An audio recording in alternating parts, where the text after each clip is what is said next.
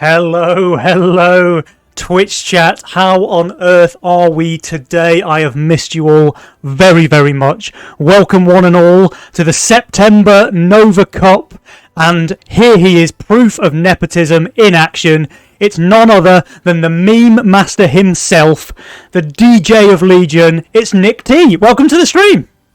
Thank you very much. Thank you very much. It's nice to have some accolades, because ELO isn't one of them. I mean, I think there's probably a good number of people in the Twitch chat who know and love your Legion music very, very much. I know that I am certainly one of them. So it's fantastic to have you here on the stream with us today. And I'm really looking forward to the cast. Yeah, same. It's been a little while. We did do one Nepotism cast a few months ago. Glad to have a repeat. I just take a little break there to, slap down King Dan's and Widow in one of the series that we played. That was juicy. Talking about repeat, by the way, if two little birds called Pete and Repeat landed on a fence and Pete flies away, who's left? Repeat? So if two little birds, Pete and Repeat, land on a fence, Pete flies away, who's left? This is going to get real old real quick. Alright, we should probably move on to some Legion. So, Nick Tia, we've got a pretty cool matchup just for the first round already today. We've got X-Crash, something like 3 or 4 times Nova Cup champions previously, and they are playing up against Offmer and Isolde. So this is probably one of the highest ELO, first round matches that we've had in a long time. We normally take teams from the middle of the table for the first game of the day, and this is no exception. These guys are ranked 4 and 5th seed in today's tournament, and they're all 3k players. So that kind of goes to say, if that's the middle of the bracket right now, what does that say about the rest of the tournament? This is a really high ELO stakes tournament this month. These Novas are getting more and more stacked, or at least, some of the returning faces are just getting higher and higher average ELO. Yeah. So it's inflating, but not to take anything away from the players. They just are, the caliber of play is very, very high. 100%. Yeah.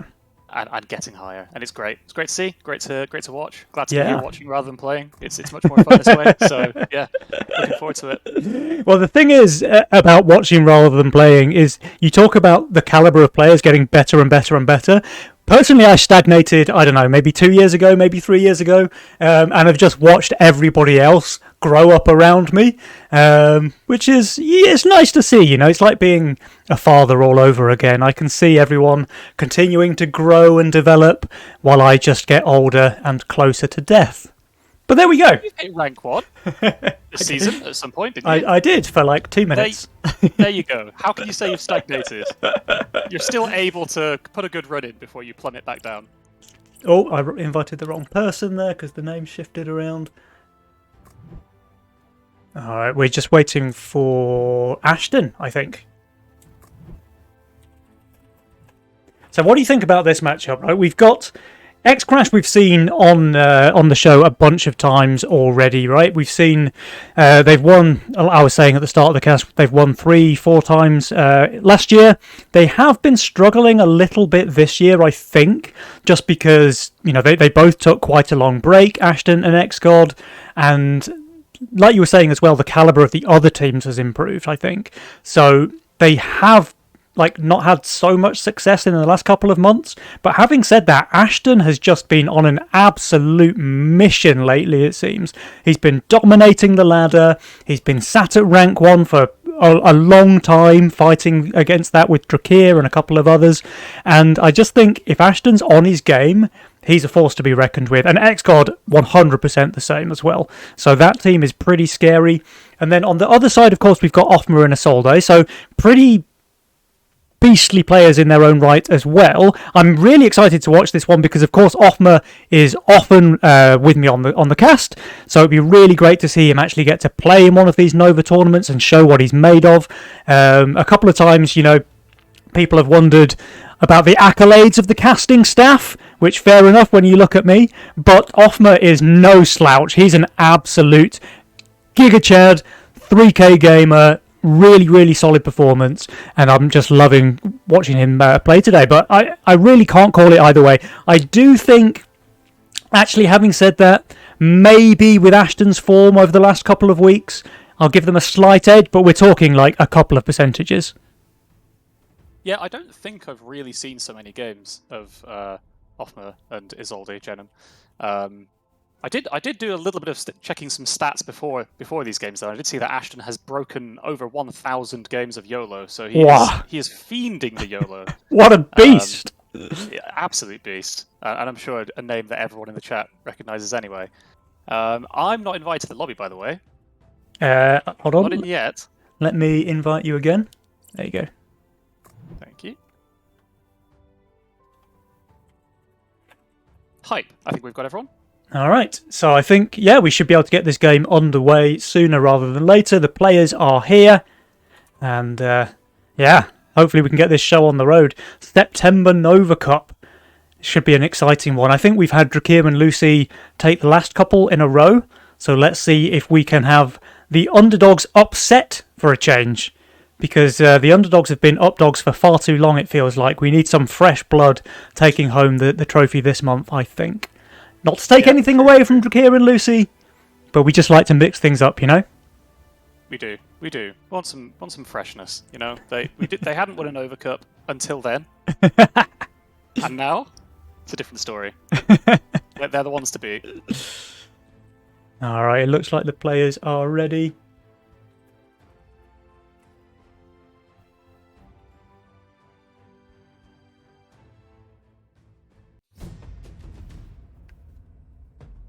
Alright, let me change.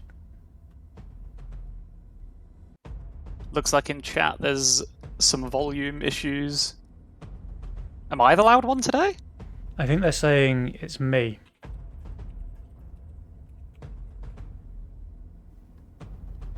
Alright, but guys, so while we play with the volume level, that should sort itself out in a couple of minutes. The first game of the day is about to start as soon as Ashton finishes loading, which is, you know, no mean feat for his old PC. Of course, I wouldn't know about that, running the machine known as the Beast right now. So we should have a very clean Nova Cup, at least technically, this time around. But guys, round one, game one of September Nova Cup is about to start. We have X-Crash on the left, that is X-God and Ashton Butcher, and we have Team AB, which I have heard on good authority stands for Absolute Beasts, that is Offmer and Isolde on the right. And I'm trying my very best to pad here, I hope you can tell, and it worked! Ashton has finally loaded, let's go! Let's go. And Ashton going straight for the YOLO, to be expected.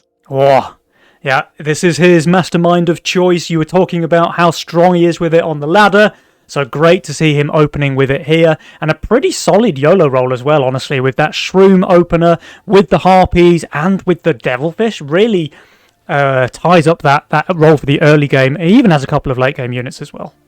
Yeah. Very, very playable. Suppose you're going to be comfortable YOLOing if you can get rolls like this. Yeah, absolutely. Like, why not just take the bonus income if you're going to get a pretty solid roll every time regardless? Definitely. I've just seen, so... Oh, no. Oh, Never no. mind. Disregard the comment. Okay. Still waiting to see what Offmer and Isolde are going to lock in there. They're still pondering their roles. Alright, we have cash out for X-God, cash out for Offmer, and we've got a greed for Isolde as well. X-God, I don't think he's going to start with both of these units. I would imagine he's going to sell the Gate Guard. There we go. Yeah, you never know, man. Sometimes it's nice to be safe, being 100 overvalue. First couple waves. I've heard that's a good strategy.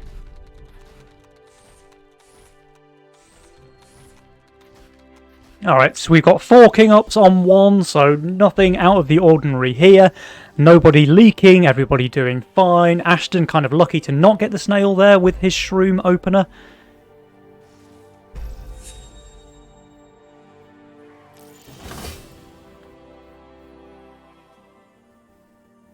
All right, the Aqua Flower opener from XGod, very, very solid opening build there. It's going to make him very, very strong for the first 4 waves, and then he has Gate Guard or Berserker for wave 5 and 6, depending where he feels the most pressured.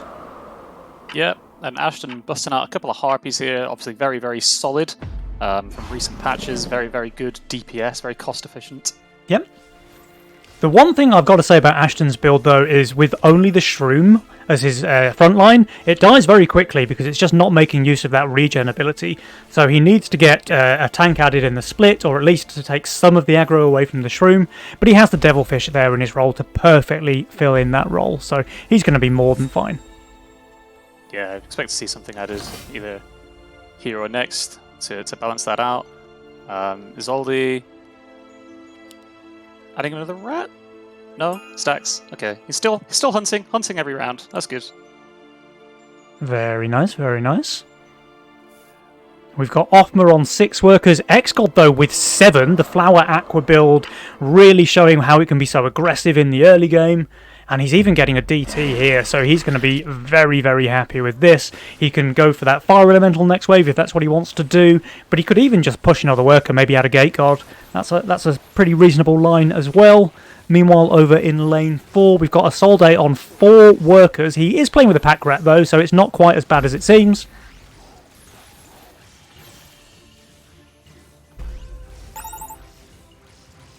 Huge leaks. Huge leaks already. First blood. Oh, XGod leaking the DT. How bad do you have to be to leak a DT on 3 on 3 on 3?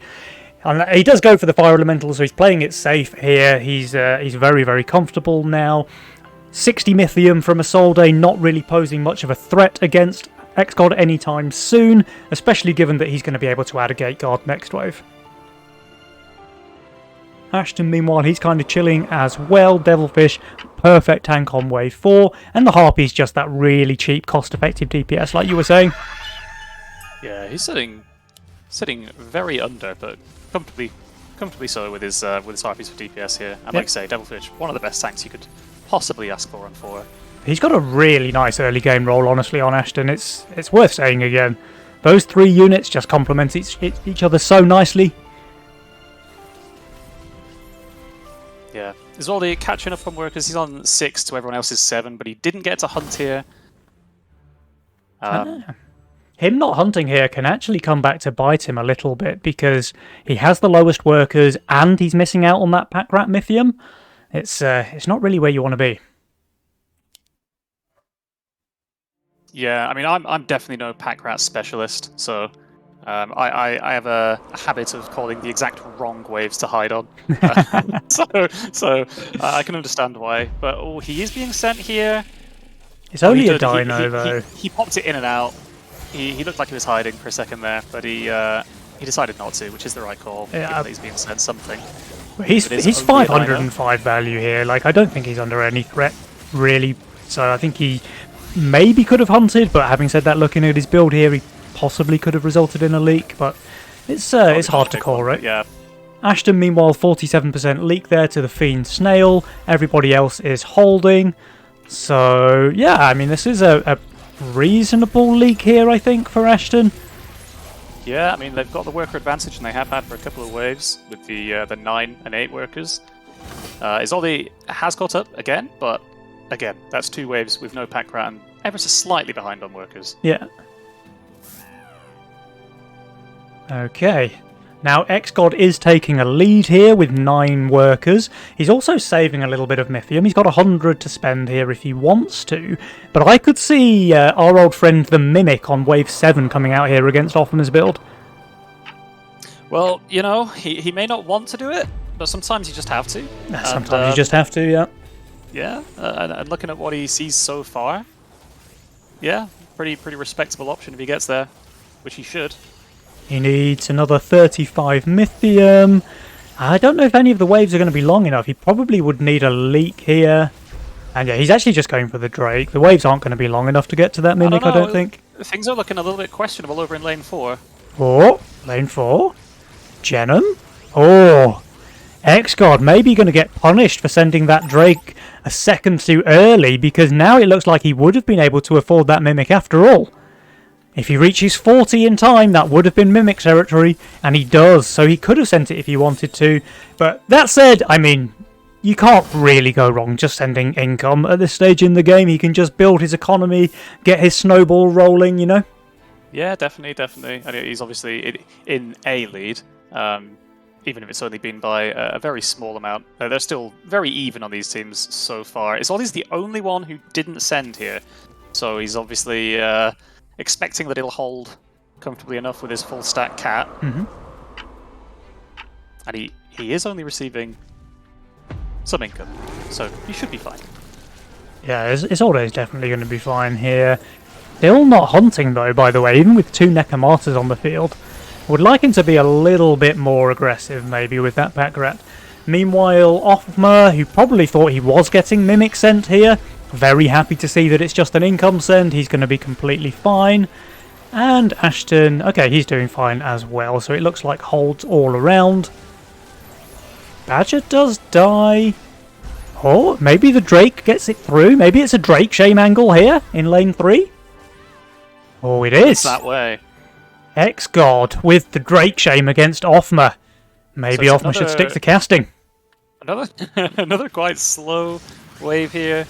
And we are gonna see the send from Isolde. It is coming out. It is the Ghost Knight. Oh, Ghost Knight. That is pretty rough for XGod. He does have Berserker though, which is one of the best answers for it. I do worry that he just doesn't have any tank value in front of that Berserker though, so we'll have to see.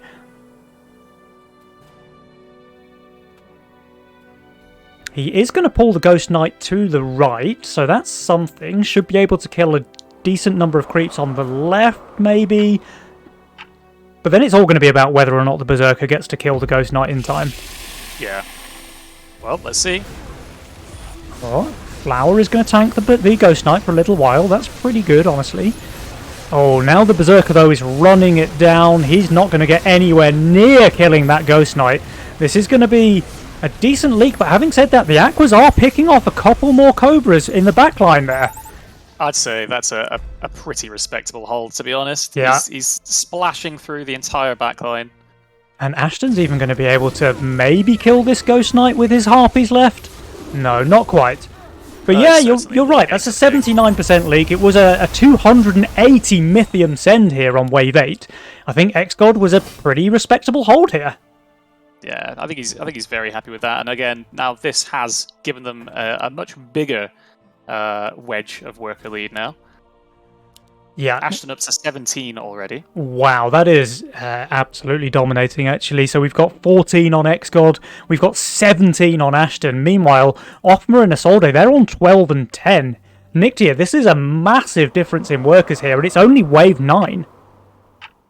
Yeah, I think Jen would have loved. Sorry, Isolde. I need to pick one name to call him. I think he would have loved to get, some actual king damage with that save there, being the only person who skipped a couple of waves compared to everyone else's income. That's it's a little bit painful, but they are being sent again here. So as long as the holds are good enough here, might balance things out a little bit for them, because they are the ones who are holding on to the Mythium. Though saying that, with Ashton's worker lead, he's already nearly caught up. Yeah, there's a decent leak there to Offmer against the Drake and Brute, but he is probably okay with this, especially because they're saving their Mythium. So Offmer and Isolde, when do you think they want to go against XGod and Ashton? I mean, XGod's going to be able to get a Fatalizer here for wave 10, so that's very difficult to break. Yeah, I would expect 11. Yeah, there's the Fatalizer, and you're right, Offmer and Isolde, they do save their Mythium here. They decide to go one longer, and probably wave 11, although Ashton dropping his Banana Bunk here, showing that he does have at least an answer there. Yeah, certainly. I mean, he hasn't got the greatest magic damage in the world. But, no, he doesn't, and he has used his reroll already. Didn't really get anything great from that. He has picked up a banker. Again, didn't really get anything great from that. Alright, now Offmer and Isolde, they both pushed 2 workers from that send on wave 9 and are still way behind Ashton, despite saving against the Butcher. Here comes the Four Eyes, and we've got Mole Hermit Snails coming out from Isolde. Now, Ashton does get the Haven online, so very, very good tank for this wave, but like you were saying, he really is lacking damage here, and doesn't have any great options to sort that problem out for him, especially because this bunk is going to full tank, right? There's no way that he can raise the split, he doesn't have the right gold to do that, so this bunk is going to tank everything, it's going to die very quickly. Yeah, and I mean, the Four Eyes is the perfect send here. It's going to go straight on that, it's going to do its work. And I'm not sure how much of the wave is going to get cleared up. Oh, having said that, he did sell one of his backline harpies to fix the split. That will help quite a bit, I think.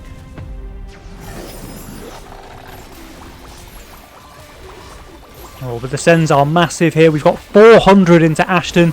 We've got 300 into X-God.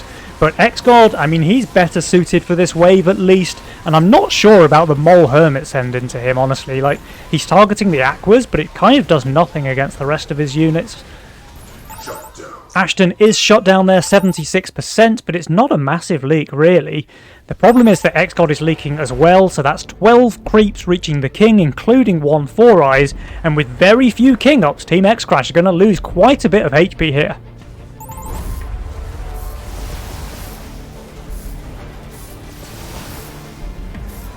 And just watch the win percentage level back out again. Oh, yeah. So they are down now to 58%. There's a little bit of chip damage on the right-hand side as well. But yeah, the game is looking very balanced again now. We still have Ashton with that solid worker lead, and he has a massive income lead as well. But at least now with all of that King HP lost, Offmer and Isolde are back in the game. They still have a little bit of a hill to climb, I think, but at least they have signs of life now. They do. So I suppose it's all going to come down to where X-God and Ashton want to return fire here. Yeah. If I have a quick look over at the builds of Offmer and Isolde, I could see, maybe 14? Maybe even 15? It's kind of rough. But then X-God and Ashton, they love their income as well. I wouldn't be surprised to just see them go for another round of Drakes at some point.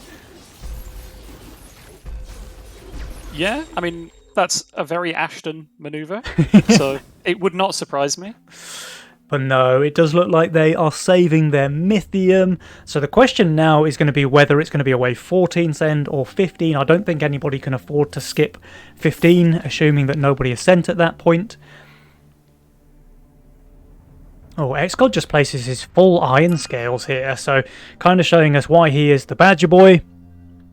And Ashton, he's got badges as well, so both of them very well suited to wave 14, which might force Offmer and Isolde to try and skip there and go for the 15 send, especially because Offmer's looking pretty solid there with his Chieftain, with the Badger of his own.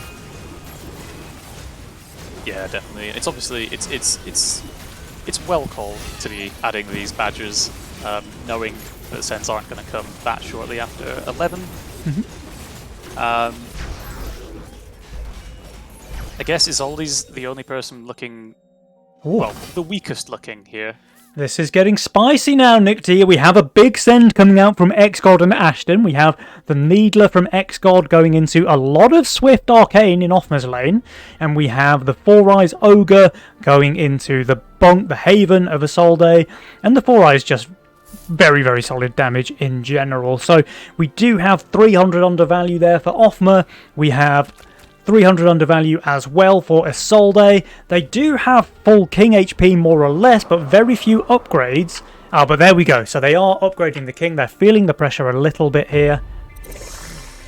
We have the 540 send for Offmer. We have the 560 send for Isolde. Let's see how well these guys can do. Pack leader tanking in Offmer's lane, but not going down. That Needler just chewing away at all of that Arcane Swift HP. Very solid send there from X-God. It even gets to cast a spell. Obviously, I've never seen it do that before when I send it.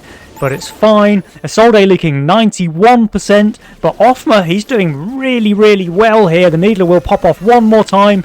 He is leaking, but it's only a half HP Needler. I think Offmer very happy with that.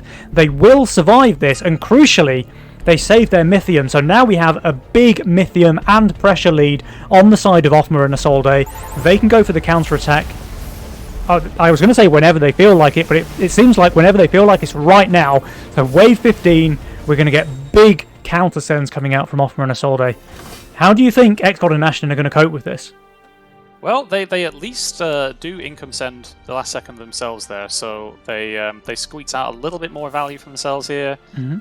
And they are building for here, so they're not cheekily expecting a tee hee hee, let's skip another wave. They are correctly building for the send coming here and not 16. And they do have really good tanks, right? We've got the two full iron scales here from XGod, plus the life binder to deal some damage and keep them alive. We have White Mane with iron scales over here for Ashton as well, but again, really lacking the damage. And although his Yola roll was really strong in the early game, I have to say it falls off pretty hard in the late game. And as we're getting to that stage now, Ashton's roll might start to suffer. But let's see. Let's see if they can get past wave 15 first before we talk about the late game. Alright, XGod. XGod may not have had the damage behind all of those Badger Bros. Yeah, so all of XGod's creeps very low HP, but it's a big percentage leak. Ashton does leak a full HP boss and Needler. Can they survive this? It's going to be close, I think. Very, very close. Oh, It two looks bosses like down. Yeah, they're just Barely. 7% HP remaining. X-Crash still in the game, but that was very, very close there on wave 15. And now, as I was saying, Ashton's roll is really going to start to fall off here because it doesn't really get any better for him from here on out. He doesn't have any answers for wave 18, doesn't have any answers for wave 20 other than just stall for days with iron scales. He is good on wave 17 at least, we've got to give him that. But the next send, probably wave 18 all around? I don't know about that. Offmer and Jenem have pushed pretty hard. They have. I don't know if Offmer is planning to full Sui here into Ashton. I think that is the play if they want to. Well, maybe not needing to pull, but Ashton's the one with the holding build there. He is pushing. Offmer continues to push. So they're going for the wave 17 send. We'll have to see. But it looks like Ashton is pushing as well here. So probably both sides going to send on wave 17. And in which case this is going to favour X-Crash because Ashton is full pushing into the holder of AB while Offmer is full pushing into Ashton. So really good lineup here for X-Crash. But with a 66% versus 9 King HP lead, they need to win the race by quite some time in order to win this one. We'll have to see. Yeah. Well, we do have 3 bunks here. Yeah. And only 2 big bunks and 1 little bro bunk. Oh. So it looks like Jenem may be the biggest bunker. Yeah, and the villain on the doppelganger as well. Okay, Ashton did not full suicide push, he just pushed quite heavily. Whereas Offmer is fully pushed there, 58 workers, 3.2k value, so he's leaking everything. But it looks like XGod pushed a few as well. There are some very, very red values on the scoreboard right now. Yeah, all 4 players massively undervalued, so everybody is going to leak. The question is who's going to hold on for the longest, and is the answer just Isolde? Is he going to clutch this one for Team AB? Offmer, of course, first to leak there with his full Sui play. XGod close behind, Ashton very close behind. It does look like Isolde leaked first, but with 11% HP only, I don't think it's close enough, although the creeps do reach the king faster. Oh, no, it's not enough. X-Crash, they die here. 30% was more than enough King HP for Offmer and Isolde, who take game number 1. Well played. Very, very well played. Great stuff there. I think Offmer's hold on 14 is quite clutch. Quite clutch. That feels like the turning moment, really, there. Yeah, he was super undervalued there on 14 as well. Like 300 undervalue, The Needler looked like quite a good send against all of his tanks, but maybe he was just able to clear up the wave really fast there, because he does have good DPS, right? With the Sovereign on the APS, with the Sky Queens as well. He was just able to obliterate the slugs and then leak only the low HP Needler. So like you say, really strong performance there on 14 from Othma. Maybe turning this one around, because it did feel like XGod and Ashton were decently favoured in the early game. Yeah, definitely, and I like the conviction to go for 15 there. Regardless, I'm a bit more of a T-He player myself, so if I get sent on 14 there, I'm probably just skipping. But it obviously the correct play for them to identify. They wanted to go 15 regardless. They weren't going to skip and go again. Yeah. And even though X-Crash built for it, it didn't help them. The sends were too big, and that kept the income rolling, so they didn't turn into a more of a guessing game of what came next. They really dictated the pace. Yeah. And interesting kind of double suicide push there for 17 from XGod and Ashton. But I guess both teams were maybe thinking the other one would try for 18 and they just wanted to undercut that.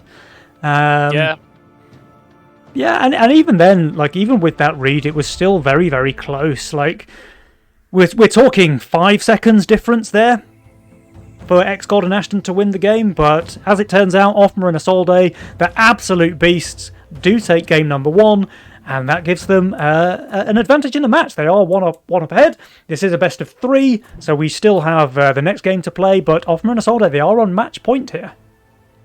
Yeah, definitely. The one advantage X-Crash has is that Ashton can still pick YOLO. So, he's got that going for him. Maybe he'll YOLO up something a little bit stronger late here. Yeah, that would be pretty nice, right? Okay, so let me know if the lobby is available. I can't see one yet. Okay. Looks like they... oh, there we go. No, that's a party. Okay, very good. Very helpful. Lobby? There's a lobby. Let's go. Alright. That was a bit of a weird ending to the game, really, because I think for XGod and Ashton, they probably could have held 17 with no push, or at least, I don't know. It's hard to second guess it, because they were on such low HP there, 7% or so, that if you try and risk it, if you try to do the dreaded no push strat, and your enemy just undercuts you like that, all it takes is like 2 or 3 creeps reaching the king to kill you from 7%. So I kind of like that they went for the aggressive play on 17. It's really hard to second guess whether or not it was the right call. Yeah, obviously, a lot of the time, that's what this comes down to, isn't it? I think it feels like, obviously, they were looking to see whether things were added on 16, and you got to expect that there's always a potential someone's going to Sui after the big sends 15. Yeah. Othma and Jenem both did add on 16, so they didn't advertise that Othma was going to Sui push, but Ashton made the correct read there anyway, saw it coming, and they obviously reacted, but they weren't on the front foot with Ashton sort of Sui pushing as early as Othma. And maybe if he had, they could have had that extra few seconds lead. Yeah. In the race, but I think, you never know. I think as well the problem was that XGod pushed like 7 or 8 workers to the no send. So they were really going for the undercut play rather than the race play. They probably thought that Othma and Isolde were going to skip 17, and they just wanted to make sure that they could leak them there. But in the end, that did come back to bite them, right? Because maybe if XGod had another 500 value in his lane, it would have been enough for them to win the race. But when it's so close like that, you can't just second guess it. You have to just go for the play. And they did, and this time it didn't work out, but it was still a good play. But guys, it was a good play, and it was it felt like it was a good play. It was the right play, and it was very, very close. It was a very back and forth game in general. It really was. It really was. X-Crash had that early lead. Jenem's first save and send did not really give them much success, but the 14. The 14's where they turned it back around again. You don't love the games with the twists. And now game number 2 has just begun. Remember, we do have a 1-0 advantage for the side of AB. And this time around, Isolde says, you know what, Ashton, you're not the only person who can play YOLO. Here I go. And he's got a pretty juicy role as well. He is kind of lacking like a cheap melee unit. He's lacking a tier 1 in general, but he has a really, really solid flying force role there with Windhawk, Tempest, and the Phoenix to really build it up into the mid and late game. I just think his early game might be a bit weird. It's pretty playable generally through mid late, except for the lacking an arcane tank there. But it's I mean, yeah, it's looking good. He's gonna role play Fiesta here and leak 1 early. That might throw X-Crash off a little bit as well. Yeah, and then maybe he gets the snail resend on 2 and just gets to snack it for 6 free gold. But here we have Ashton with the Honeyflower and Seedling opener. Is he going to leave that on his board? Okay. So Ashton, I guess, is now cosplaying Chaos because there's no other reason that you would have left the Seedling on your board. All the mastermind games. We have both Othma and Isolde cosplaying Fiesta, which is an interesting one. Very interesting. And X-God does save his Mythium on wave 1. In fact, everyone except Ashton does. Okay. But we do have First Blood on the King going to the side of X-Crash already here on wave 1 with the double Fiesta shenanigans coming out from Othma and Isolde. Do these players not realise that Lizard was buffed? They've all sent DT. What's going on? Oh yeah, they've clearly not been reading patch notes here because the Lizard actually now has plus 30 HP, making it the perfect range DPS send in the early game. Right? Absolutely, yeah. Ashton does send that snail. I mean, you know, it's not so much that it was mind-gamed into thinking that Isolde is Fiesta as much as the wave was so long that he gets it in income. Yeah, so, yeah, and then he gets 6 gold. But yeah, of course, with the Flying Force, Isolde is going to be very, very fine. And with 190 value, Othma is going to be exactly the same. Now, Ashton, of course, obliterates the wave with his Honeyflower Seedlings, but I don't think he can ever kill the turtle itself. Oh, having said that, Othma is leaking here. Fine. I didn't think Othma was going to leak there with 190 value. That's interesting. He is 65 below. He's only got the 1 atom. He was saved wave 1, so, you know. But of course, Ashton absolutely destroyed as well, leaking that DT here. X-God will cover, and we have 6 workers now for both members of X-Crash, while Othma and Isolde, they are lagging behind with a mere 5. But here comes the DT resends. Well, how bad do you have to be? Surely they won't leak here. Surely. Ashton's? I'm not familiar with how many seedlings you need behind a flower to clear a DT on 3. This is enough. It might always leak the DT, right? But I don't know how. I think this is enough to one-shot the wave. But yeah, I think he's going to leak the DT again. I think he just has no single target damage against the DT. Yeah. But the wave is just going to get destroyed here. The AoE is insane with the flower and some seedlings behind it. Yeah, it's already gone. If we have a quick look at X-God, he's doing very, very fine as well. And Ashton and X-God both going for some early save, actually. They've got 90 Mythium apiece. And this may even be a pro leak here for X-God. But no, his aggro, it seems, is just too perfect. He's going to hold. 9 workers. Wow, 9 worker Ashton. I mean, Honeyflower Seedling, very, very balanced. Especially in the early game, very, very balanced. So we can see him get away with that 9 worker lead here. Very impressive. And the double Cannoneer send, so the double Ashton coming out from Ashton. You love to see it, yeah. Oh, this Daphne, though, from Isolde. Actually a very interesting way of making his role work here. I think he should go for the Daphne. I think it's a good play, because it should tank a couple of creeps as well. And it's just really strong damage. Yeah. Oh, is he replacing? Is he moving it? Oh, go for the Daphne! Go for the Daphne! Yes, he does. He does go back for it, yeah. Alright, so let's keep an eye on these lanes, because we've got 120 send for Othma, we've got 140 send for Isolde.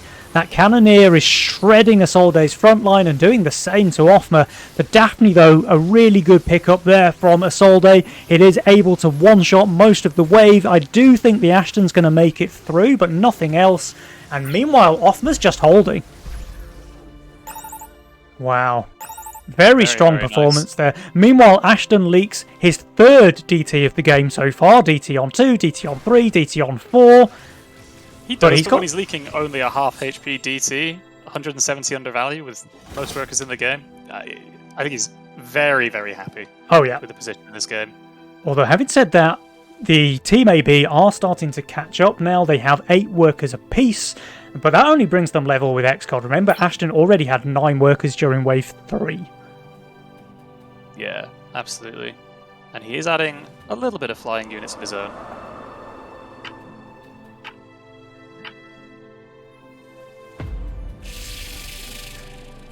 Alright, there was a little bit of an income resend here from Ashton, which takes the pressure off of Isolde.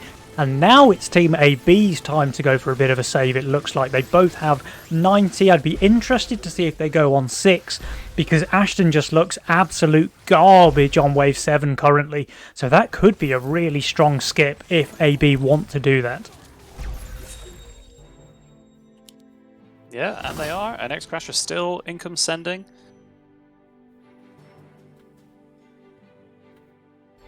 Yeah, so I think Ashton, he's placing the Priestess here, which is not going to help him out on Wave 7 very much at all. His build is just looking absolutely dead there on Wave 7. XGod, meanwhile, his build is better on 7 with the Aqua combo with the Daphne, but the sends are going to be big. I think this could be quite dangerous for X-Crash on Wave 7. Yeah, for sure. And, watching Jenham's lane right now, because Isolde's lane, right now, because he did actually add the extra snails after income, and if he does ever so slightly leak here, that's going to be even more painful for them. Oh, and it looks like he will. I don't think the Tempest can 1v2 the Roccos. This is going to be a really juicy pro leak here for Isolde. This might be Ogre territory.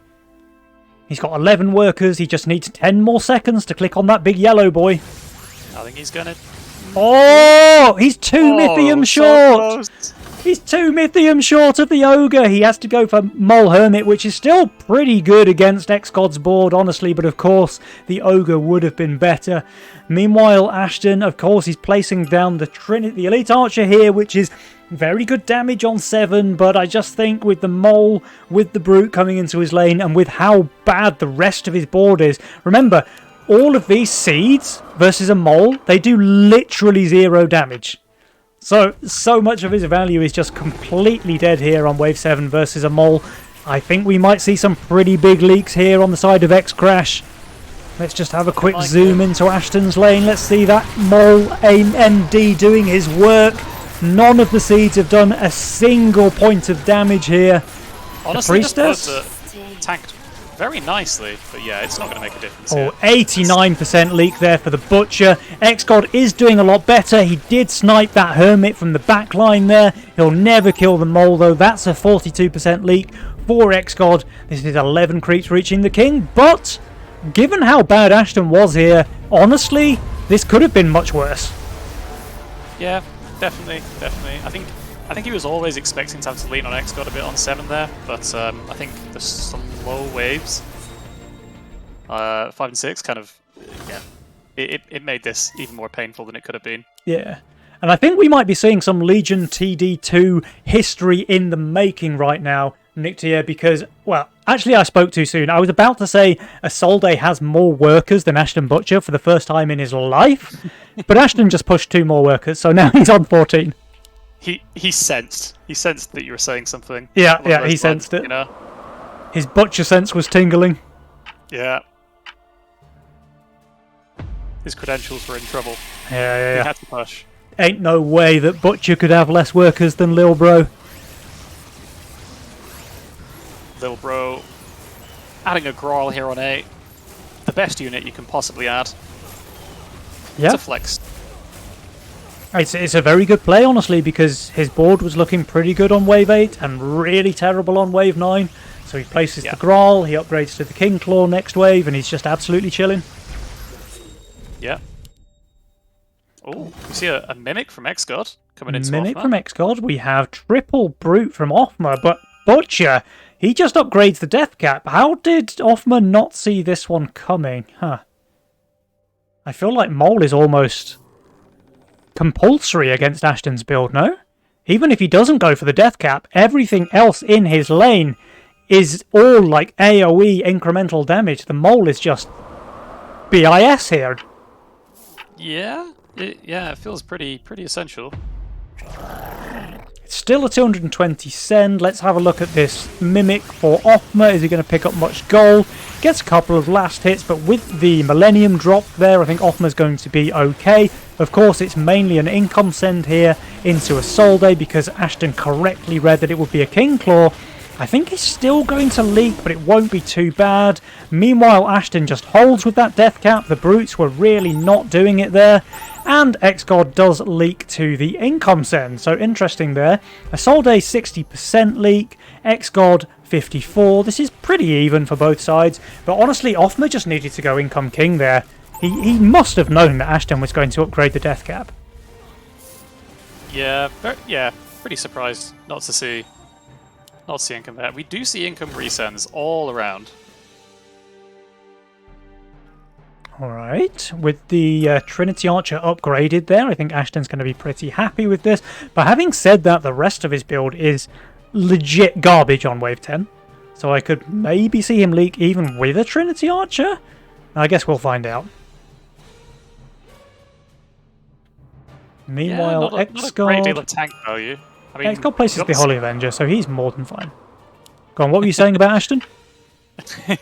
You've got at least 8 shots being tanked by Seedlings, so, you know, that's some tank value. Yeah, he surely does have a couple of Seedlings, does Mr. Butcher.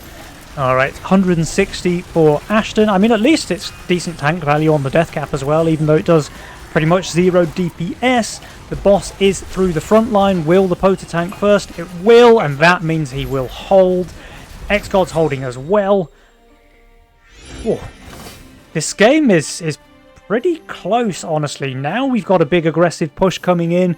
Ashton going up to 23 workers. Again, a clear lead in the game. The difference here is that where in the previous game his roll fell off really hard, in this game, even though his most expensive unit is an Elite Archer, I think his late game is really strong, honestly, because he's got the Flying Archers with the Leviathan buff, and he's just got some cost-effective tanks as well with that Wanderer. But on top of that, he even has the Aqua as well, so that he can drop the Rogue Wave and just make his Flying Archers do infinite DPS. Yeah, for sure. And Divine Blessing Pota's no joke either. Yep. Although it is currently still a Pota, so like a bit of a small resend here might have just cost him his blessing already.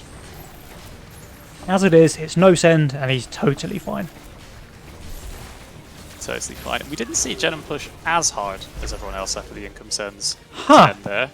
That surprises me. Huh.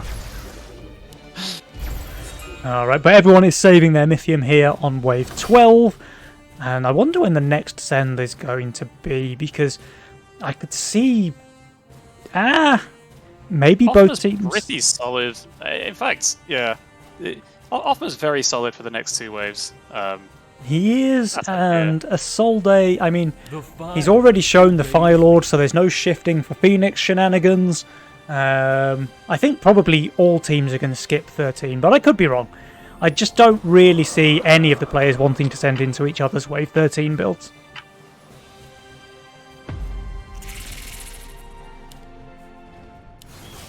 Alright, so all 4 players should be completely fine here against the no send.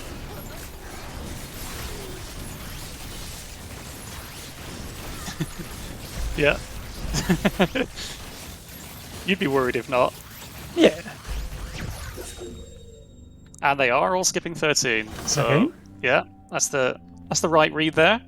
But just look at the Mythium advantage on Ashton, right? Like, because he pushed so much harder than everybody else on wave 10, he's now got more than 100 Mythium ahead of everyone else in the game. And the second player is XGod, who's his teammate. So this Mythium lead on the side of XCrash is massive, and it's just going to keep growing as well. I'll be really interested to see if any player decides to skip wave 14. It's going to be an interesting one. Maybe if one side does dare to skip 14, we could just get lethal on 15. But with this amount of pressure in the game, it's looking quite tough to skip 14, honestly. I wouldn't be surprised to see some income sends coming out from, well, especially potentially from Ashton, XGod. I don't know if Offma's capable of leaking here, but XGod is going to go for it with a double Ghost Knight. Double Ghost Knight and Offma and Isolde, they are saving their Mythium. So this is really crucial now, really, really crucial. Will this be a repeat of game number 1, where Offma and Isolde, they save their Mythium, they add their value, and then they have the killer counterattack? Or will the sends be big enough that we get massive leaks and just catapult XGod and Ashton either to an immediate victory right here, or just give them so much gold, so much snowball, that they win the game off the back of it? This is a very important send now. Let's see how well Offma and Isolde do against these huge sends here on wave 14. They're both very undervalued. I'm really not sure about how well Isolde is capable of carrying here. I mean, he has the Divine Blessing Phoenix. It's still a great tank, even on this wave. It is still alive as well. The Phoenix is smurfing. Oh, the Phoenix is giga smurfing, actually. And this Doomsday with the Blessing, with the APS buff, is doing its job as well. I think we're... Oh, wait! Isolde? Isolde? Does the Centaur... Moly. Oh! I mean, sure, he's losing his Blessing here, but that was a beautiful hold there from Isolde with his Phoenix perfectly off-tanking the wave. Goodness gracious. And I feel like I'm getting a little bit of deja vu here. Right. Holding this wave 14 send, clutching it that well, and coming straight in for the repeat on 15. Yeah, repeat and repeat. And XGod Ashton did not income send like they did last game, so potentially this time thinking that it is going to be coming 16. Mm-hmm. Yeah, we're seeing more flying archers added. XGod, maybe you could spend some of your gold, please? I don't want them to shift any gold here. Yeah, especially not 700 of it. Yeah. Okay, he's adding some boom trees, but I feel like tank value's what's missing right now, and he's shifting. Oh, XGod shifting 200 gold. He might be saving that for next game, though, because these are some big boy sends here. 800 for XGod, 840 for Ashton. The difference between this game and last game is that this time around Ashton has a much better late game role with the Blessing on the Azeria, with the Flying Archers, and it even gets the cast off. That is an easy hold for the Butcher. Meanwhile, XGod, sure, he's leaking here, but I think Ashton might even be able to cover. It's very important whether this Azeria gets the cast off. It does. Oh, it does. The Four Eyes are on it. It is going to die. But, I mean, it did its job. Ashton Butcher. Whoa. What a beast. And now with nearly 500 myth in the bank for XGod already. And nearly 600 for Ashton. They're very much in control. Right. And the Jules win rate is up to nearly the magic number. But it's rested just there at 68 instead. That's Jules just teasing us there. Giving us the 68. But yeah, I mean, I could see a wave 17 send being very powerful, although Doomsday APS is an absolute beast on that wave. But having said that, Offma, yeah, he's just suicide pushing. He's on 39 workers, so rather than trying to hold wave 17, Offma's just going for the race there. He wants to try and leak the Butcher on 17, and he knows that he's going to need a lot of Mythium in order to do that. Let's see if he leaks the no-send here, though. I think he probably will, right? I mean, I would expect so, yeah. He's rather under. He's rather under. His biggest unit is a Doomsday, which is not known for its Wave 16 prowess. And yeah, that's the no-send leak. So XCrash, if they weren't planning to send on 17, I'm sure they will now. Yeah, okay, we've got the double Siege Ram coming out from Ashton. X-God can send pretty much whatever he wants. He could just go Income King if he really has the read on the full Sui play here from Offmer. But no, he does go for a real send, the double Centaur, the pack leader. Pretty nice send. He does. So, yeah, I guess it's all going to come down to how well Ashton holds here. Yeah. I mean, Ashton just has infinite damage. He has 4 Trinity Archers, all buffed by double Leviathans, with a Rogue Wave as well. Like, his damage is off the charts here, Nictia. Yeah, and he did roll into these Wanderers, so he has at least some tank value here as well. Yep. And talking about tank value, X-God is not slacking either. He really has some decent tanks here. He's making some 0-stack Kingpins. That's interesting. Little Bros, and then into some Little Bros over here. Yep, and X-God did go for the King Ops, knowing that Offmer was full Sui, so he just went for the real send pre-income and the King Ops post. But I think Ashton, I mean, those flying Trinity Archers are just absolutely obliterating the wave. It does look like he's going to leak, but honestly not much, and even then, not fast enough. This is an easy race win here for the side of X-Crash, and Nictia, that means we have a tied series. We've got a game number 3 on our hands. Lovely. Well, that's what we all want, right? We want to see the maximum number of games. Absolutely. And as the Yee-Yees come out, everyone can rest assured that we're going to have another game now, because a really, really solid performance from X-Crash levels the score. And yeah, this was just a really, really nice game. If we take a look at the graph, Jules was in favour of X-God and Ashton pretty much from wave 2 until the end of the game. And, you know, Jules was right. Doesn't happen often, but this time Jules was right. We did see an exact repeat of the previous game with a big wave 14 send that Offmer and Isolde survived easily into a big wave 15 send, but here is the big difference. Ashton with the roll on the late game here, with his Divine Blessing Azeria, with the Flying Archers, he's able to easily hold, even deal a bit of cover damage in the mid. They barely take any damage themselves. And we get this massive send on wave 17 to close out the game. Really, really well played there for X-God and Ashton. Yeah, definitely. And well played from Isolde here, being the cover on 14 there. Yeah. A very, very nice hold. I'd almost counted him out. I couldn't see any tank value on his board there.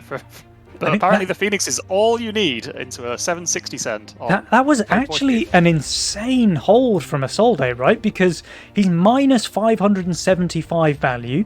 He doesn't have a single arcane tank. In fact, his tanks are basically all natural. Windhawks, yep. King Claw.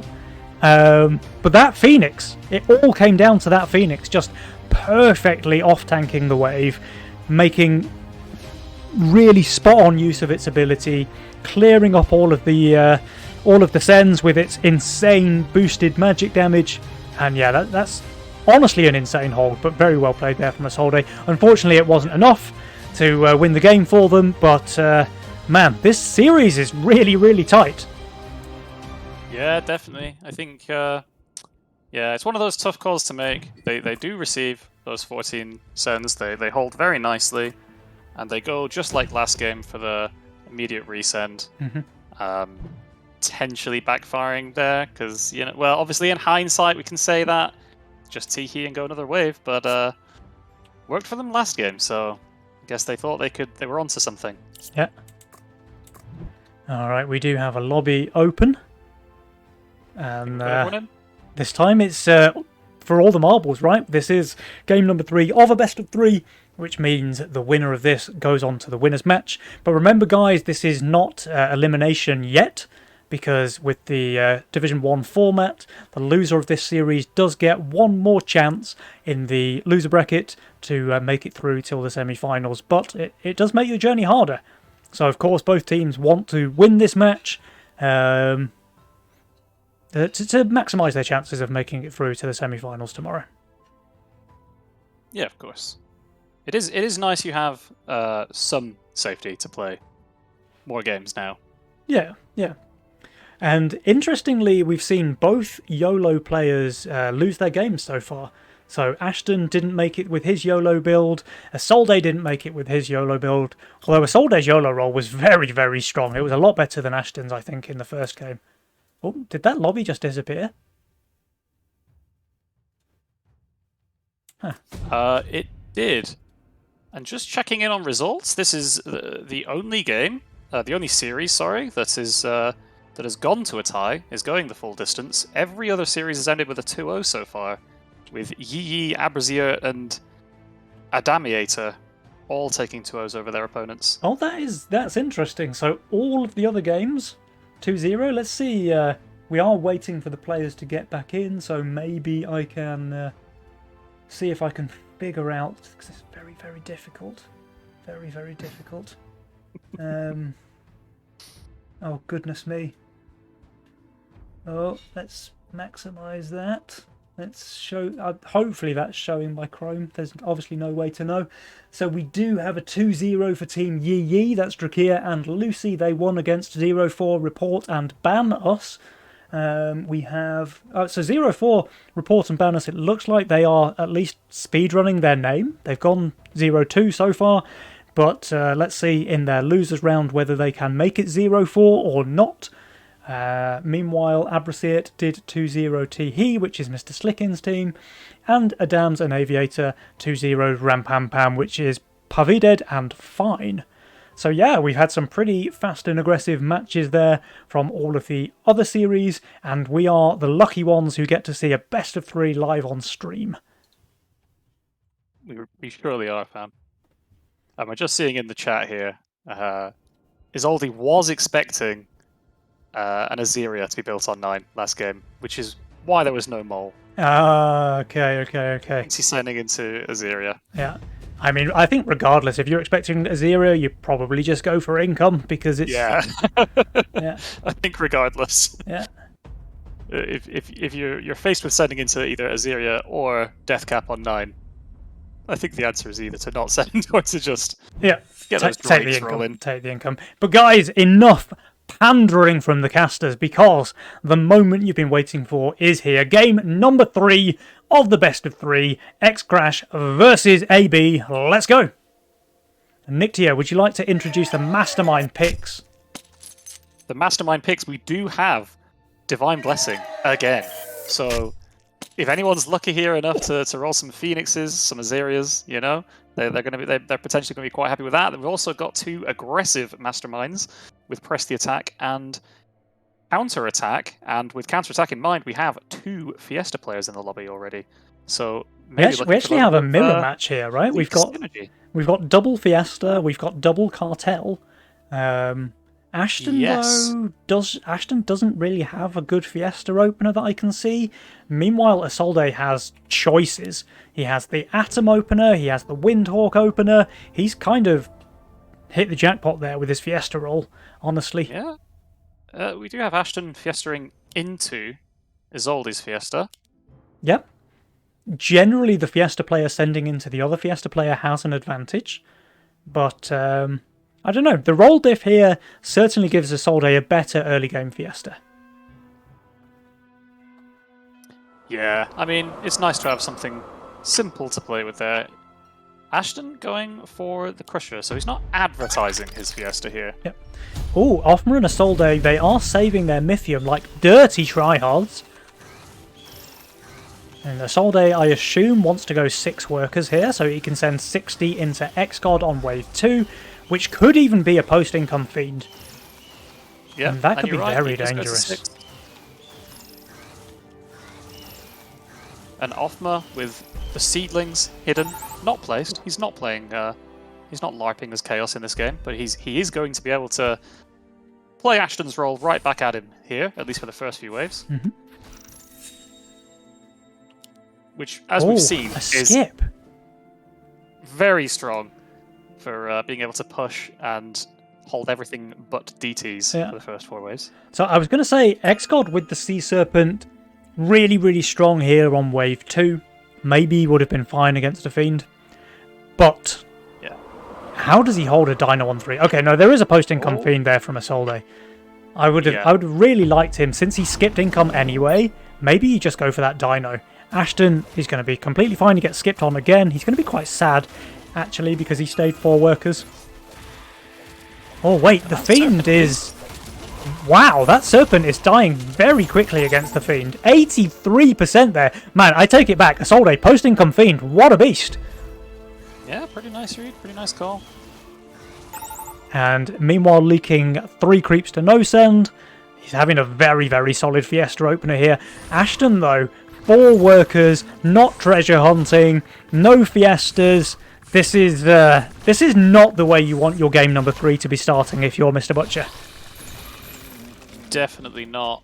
It's a choice to save on wave 1 there. Really, really has put some work into how Ashton's start is going so far. Oh, there's that Dino coming out from Othma.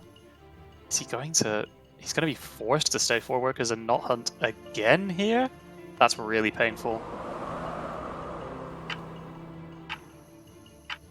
Yeah, but he can probably just full hold here, though. So it is a Dino send, which is very scary.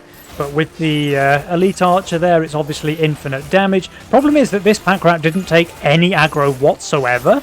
So his Bone Crusher actually dies fairly quickly. But honestly, with 340 value, he should be ashamed of himself if he leaks here. And Isolde, though, 89% to the Fiend. The Casket wasn't enough for him to hold here. So, yeah, I mean, he's had an absolutely blinding Fiesta game so far, but 89% is definitely pushing it.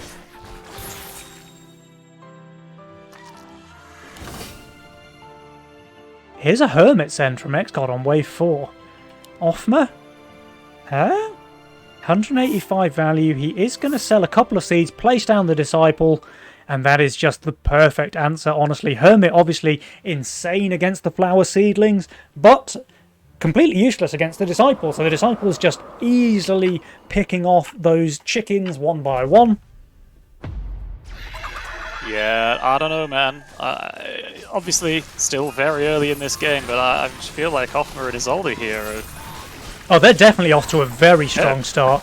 Isolde's had some beautiful Fiestas on wave 1 and 2. Okay, 3 was a bit dodgy, but Ashton was kept super low workers. He hasn't made good use of his Fiesta whatsoever.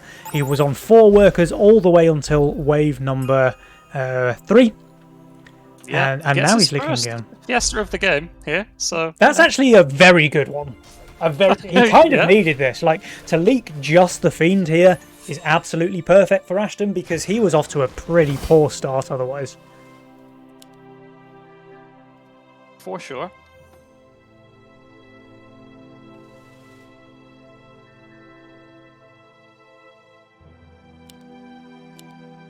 Alright, meanwhile, Ashton is the only of the 4 players to resend here on 5.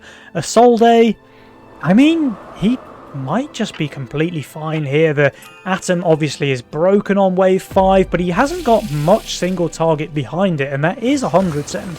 It is a full send, yeah. Let's see. No, the Atom's going to win. Going down. Whoa, 1 more hit. No, he needed 2 more. 10 HP on the Atom.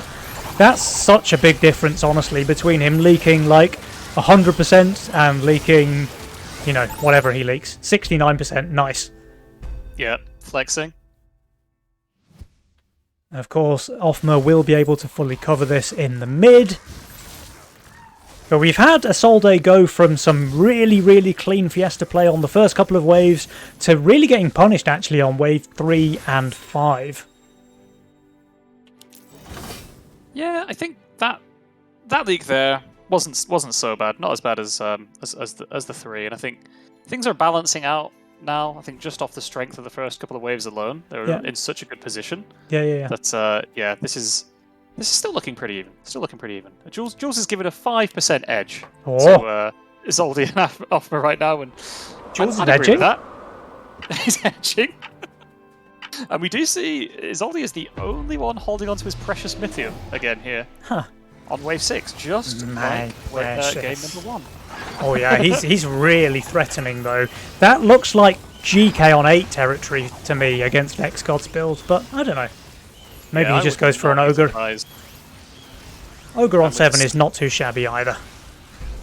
Yeah, with the Sens here and with his casket and Oh. Ofma's steeds. Wait, Offma's I getting think cannon shamed? Offma? Yeah. Cannon shamed. What I was about to say, I would imagine they feel very safe to skip sending here, but with how long the wave is, I don't know. I mean, Isolde should be perfectly safe with his casket. Yeah. I mean, this could He is almost be sending, GK on because he 7 can angle. El Cringer. He can send the Ogre, so If Mythium equals 200, then El Crinjo. yes. Yeah, pretty standard equation there. But Xcod and Ashton actually didn't read this. So after the leaks on 6, I think they just called the send was coming on wave 8. So they skip here, they're not doing king upgrades, and they might go... Oh, You see okay. a Harden on X-God, All so right. he's I take it sticking back. some things up. Yeah, but they're both shifting Mythium, gold as well. Sorry, we've got 44 gold shift on Xcod. Okay, no, Ashton does he's build facing last you. second there. He builds last second, he doesn't hunt, he is on value on Ashton. I mean, and he's only Xcod getting a is dino as well. very The much. big action is coming to Xcod's lane, where we have the Ogre Lizard King up. Alright, the Ogre is doing the Lord's work though, and now it's tanking the Coiler as well. That's some real penny aggro there from Xcod, 92% leak. I mean, sure, Ashton's going to be able to cover all of this, maybe? It's still quite difficult for him to Berserk. kill the Ogre. Oh, didn't think he got targeted there. I think he's going to kill everything but the Ogre, or, you know, some very low HP creeps getting through. Yeah, they are going to have a little bit of HP shaved off their king, and now they're just going for an income send here on wave 8. So Ashton is once again doing Ashton things. He has the most workers in the game, he has the most income in the game, he's sending the income every wave, and he is kind of trying to catch up, because remember, he did have a rough start to the game, so he has got a bit of a hill to climb, but if anyone can do it, Ashton can. Yeah, I mean, looking at the state of the game here now, you would not have expected that that's how it started. Yeah, full sending the income there. Jenim does get his Lord of Death up, so he'll be absolutely fine. Yeah. And he's just loving all of this free gold wandering into his lane right here. I tell you what though, if it wasn't for those Howlers, Isolde's looking absolute garbage on wave 10. Oh, Have I spoken too soon again? Lord of Death. the Lord of It's- Death is not It's enough, looking like actually. a bit of a Waldo here in lane number 4. Yeah, this is kind of surprising how bad that was. 75%. I mean, he's got good value. He's got a Lord of Death. I suppose the rest of his units are absolute garbage, right? He's basically on wave 8 here with a Lord of Death and a casket and nothing else. Yeah, I think I guess I put too much faith in that casket to tank. But those dinos just keeping it away from the wave just long enough, it doesn't even get to tickle them. However, another long wave, and that means the Mythium does reach the magic spicy 200 number. Oh. And you know what And that means, therefore- boys? They were forced to send. Get your ogres out for the lads. Here they come. The Bang Bros themselves. Wave number Oh. 9. And they've even got the Lil Bros with them. This is You looked beautiful. at- Is there any send in this game as aesthetically pleasing as an ogre and a brute? Don't talk to me or my son ever again. That's what they're coming here to say. We did get a hardened golem, so again, correctly reading the send did come here. Yep. But He not is sending any now income. targeting the ogre. So it is going to... this might just be a full hold here from Xgod. That's Oh, really ogre, nice. He gets ogre, this so early. ogre. Ogre is down. Yeah, Ashton's leaking 60%, but it's only an ogre plus 3 creeps. Meanwhile, Xgod, I think he will leak, but it's very, very small. He's going to kill one more Carapace. He does. So he's leaking 1.5 Carapaces. Very nice. Very nice. Meanwhile, Isolde leaked his Ashton and Yeah. his little bro. But again, a pretty clean Fiesta for him. Not too bad, not too bad. The thing is, here comes a big boy send on wave 10 from Xgod. That is a Centaur. It's walking into Offma's lane. But Offma, he has nearly 1,600 value here on wave 10 with very, very good units as well. He has the Alpha Male. Yep. He has 3 Disciples for DPS. He even has the Avenger as well. So honestly... I don't know how well this is going to go for him. Yeah, I mean, Centaur does feel like the correct send here, so just to try and clear through some of this nonsense, whilst obviously taking on the. It's all this alpha male though. It's gonna target the Centaur's getting one shot by the Disciples. Oh, that's really nice aggro for him. Really nice, yeah. So the addition of that Dino there, just enabling the Disciples to not have to focus the boss, and as a result, I mean, he may still leak here, but it's going to be a very low HP boss. Meanwhile, Isolde, he does, of course, Waldo to the full income send, but Offmer, he's holding against this 360. What a beast! Beautiful, beautiful. Not quite sure how they all got straight on the Centaur there, but it worked wonders for him.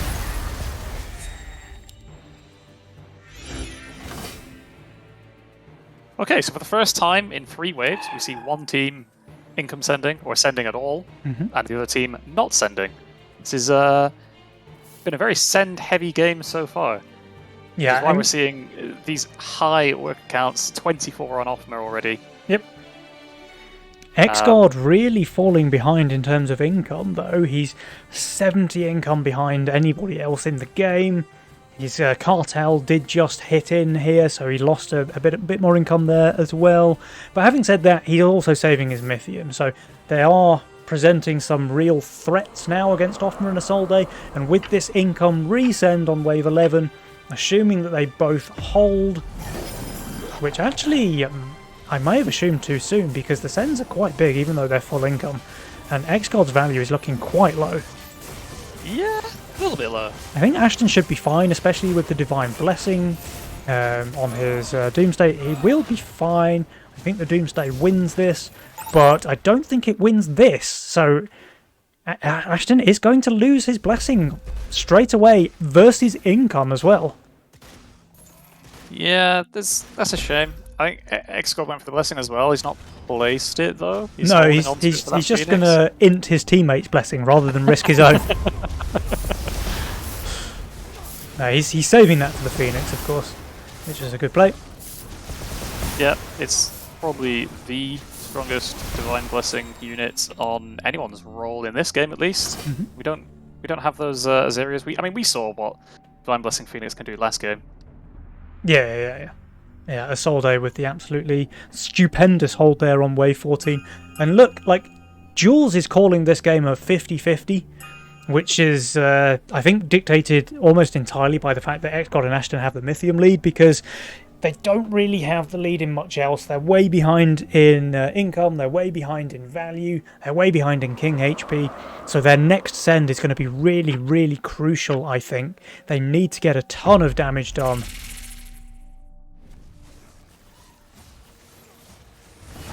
For sure. I would expect the sends to come here. Could be here. It could even be 14, honestly. But they're playing risky. risky. It feels. I mean, does X-God? X-God's never reaching his Phoenix without sending here. No, they go here. It's a wave 13 send. We've got Kraken from Ashton. We've got Needler there from X-God. Offmer and Isolde. It looks like they read 14 because they are skipping here. They surely are. X-Crash values looking very suspect. Yep. But the threat of the Divine Blessing Phoenix and the Doomsday Fatalizer warding off any sends at all here. They didn't even feel like they needed to go for income. Offmer feels fairly safe with his Sov. We'll see how that fares out for him. Oh, is X-God going for the second Needler? Is he going double Needler into this? I mean, he's Giga pushed. I don't think there. Oh, he does! Oh, that was super close. Alright, let's have a look at this Kraken now. I don't know that it's going to full tank because there's a bit of AoE there from the Windhawk. But it looks like it's tanking now. Yeah, perfect. It is taking all of the magic damage there from the Hades, from the summons. I don't even think he can kill it. It's going to be close. Offmer, 117% leak there with the double Needler reaching the King. And Isolde leaking his 3% HP Kraken. You see the pings coming out. This is a ton of damage, but I don't know if it's enough. I think... Oh, with 2 Needlers there, it's close. It's really close, guys. They really put some hurt into that king. Oh, but I think they survive though. But whoa, 4% HP there for Offmer and Isolde. That one was a bit too close for comfort. But now they have the massive Mythium lead. Yeah, and the win rate's still looking very even. Prediction there, but yeah, I don't know. I think this is quite firmly in Isolde and Offmer's court now. And if we take a look at the workers, they're going for pretty much the same play that they've done in both of the previous, where Offmer is going pushy and Isolde is going buildy. So I have to think this is going to be a wave 15 send, right? Probably from all 4 players? I mean, I guess so. Ashton has a hell of a lot of damage, but not really any tanks to speak of. Well, I mean, even saying that, none of his damage is the right kind of damage for this wave. Unless you're one of the conspiracy believers that Trinity Archer is actually magic damage. Oh, these sends are absolutely massive now. Offmer dedicating himself to the suicide push. Isolde dedicating himself to the overbuild. This is, I mean, it's going to be really close. I do think Isolde can just hold out the longest. But having said that, Ashton with his 30 workers, he's still putting decent pressure there. The problem is that Isolde is just perfect on this wave with the multiple Pegasi, with the Hades as well for DPS. That's a hard nut to crack there for Ashton, who meanwhile, as you were saying, good damage, not much tanks to speak of. Yeah, he is. He does have one thing going for him, and that is value. He does have value, but he is receiving a 1,160 Mythium send. The Doomsday gets through the Rams, but is he going to get through anything else? Offmer's leaked. We expected that. But I think Lil Bro's just holding. He is. That's super clutch. X-God leaking 111, Ashton leaking 81, and Lil Bro, he's just got more than enough value left in the mid to stall this, I think. They have 8% King HP. Can this ever be fast enough? No, Lil Bro has clutched it, and that means Team AB are the victors here of the first best of 3. Nice.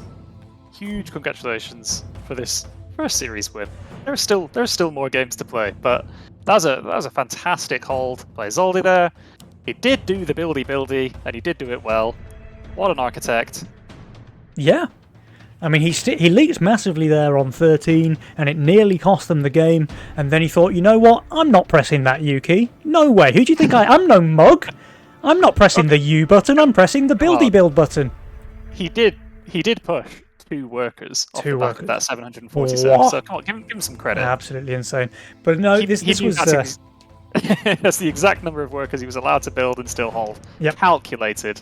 Yeah, calculated. What an absolute beast. And it turns out that his workers were more than enough to break X-God there, the 111% leak. But remember, I mean, X-God just superstarred himself, right? He's playing Cartel. They skipped 11 where he leaks 90%, go to 13 where he barely leaks his guy. But having said that, you know, it would have only taken one more thing for them to win there on 13. Unfortunately, they do lose the race out there on wave 15 with a very clever suicide play there from Offmer. I do think we've seen the same kind of story a few times in a row with Offmer going for the full push into Ashton. And it's worked, right? Because they've won the best of 3. So well played there, Team AB. They do move through to the winners match.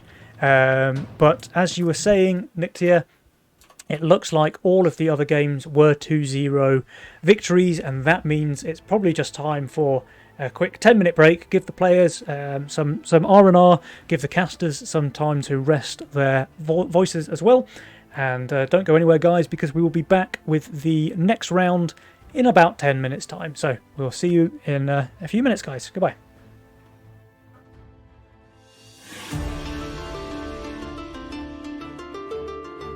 The oceans rise! Joke on You is doing way too well here. Look at this. The Azeria is just killing everything. The Centaur will get through. But Joke on You, what an insane hold. Wow! I mean, there's a reason this guy hit Legend. The Phoenix is just destroying the backline. Is she even holding? I think Lucy's just holding here. Everything joins me in time. X-God, I mean, he's got 2 Drakes out there with the MPS buff, with the Leviathan buff. That looks like a hold as well. Oh, Fiesta. Oh, 3 Fiesta picks. Everybody linking. What a Fiesta here on Wave 9. 61 for X-God, 71 for Lucy, 56 for Drakir. Look at the Kings, look at the Kings, look at the Kings. It's so close. It's so close. Oh! It's so close. Let's zoom out so we can see both sides at once. Oh, what? So close, but I think with 30% it's just not enough. And yes, X Crash are your July Nova Cup champions. Well played.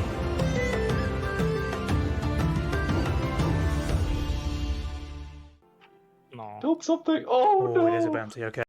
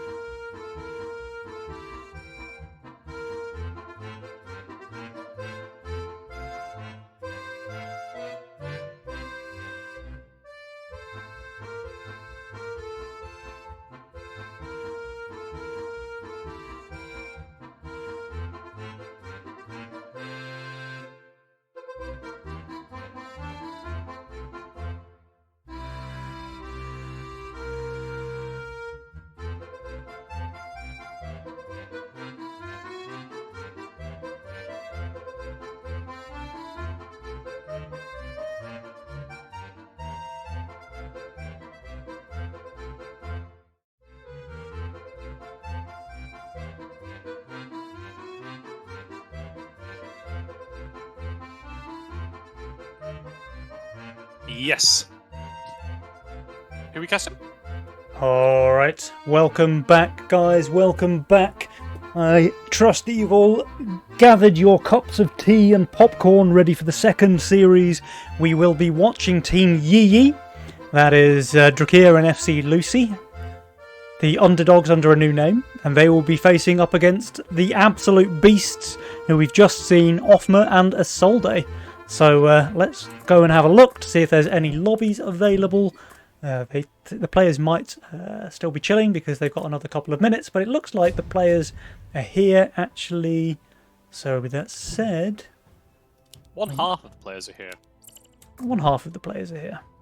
We're just waiting for some absolute beasts to Yeah. fill out the roster. I mean, you can't rush them, right? The absolute beasts, they're just far too powerful. You know, you have to let them do their thing. And do you know what? I was saying before the previous match that I actually gave an edge to Team X Crash just because of Ashton's performance. But the absolute beasts really showed us what they're made of there. I think they played that series very, very well. Even the game they lost was super, super close, right? None of those games were a stomp. They're playing just really, really solid, stable Legion. It's not the flashiest. You know, we didn't really see Isolde or Offma take some crazy worker lead like we did see with Ashton in pretty much all of those games. But they've got some very good decision making in the mid to late game. They've just got a really solid game plan. They see the lines, they make it happen, and yeah, that's why they're here in the winners match now. Yeah, some pretty calculated play. I don't know. Maybe not what you would call flashy, but they have a very clear game plan. They did 3 times in a row, like you say, take on the exact same roles of Offma suiciding into whoever he's sending to, and Isolde building. So I don't know if that's going to be an issue where they have set roles that they feel like they need to sit in, and if they get the wrong coin flip of sending into the person with the strongest role later on, I don't know if that's going to be an issue for them. I would assume not, but you know, if anyone can figure out what their game plan is and beat them at it, it'll be these guys. Lucy has an abnormal amount of games. Yeah, yeah. She plays some Legion. She does. Are you about to tell me? Do you have the numbers? Do you have the stats? No, not current. I need a better stats man, damn it! Where's Offma? Oh, he's here. He's in the lobby. We can chat to him while the game's going on. I'm sure he wouldn't mind giving us some analysis whilst playing. Yeah. Offma is on break. Okay. All right. So we do have a couple of minutes. In which case, I'm going to check. So FC Lucy, she has. Oh, that's a couple of games. She has well above 3,000 games played this season. Yeah. With a 58% win rate as well. That's some pretty solid stuff there. In fact, I can show the profile to the stream. So we have just under 3k current rating with a peak of 3.2.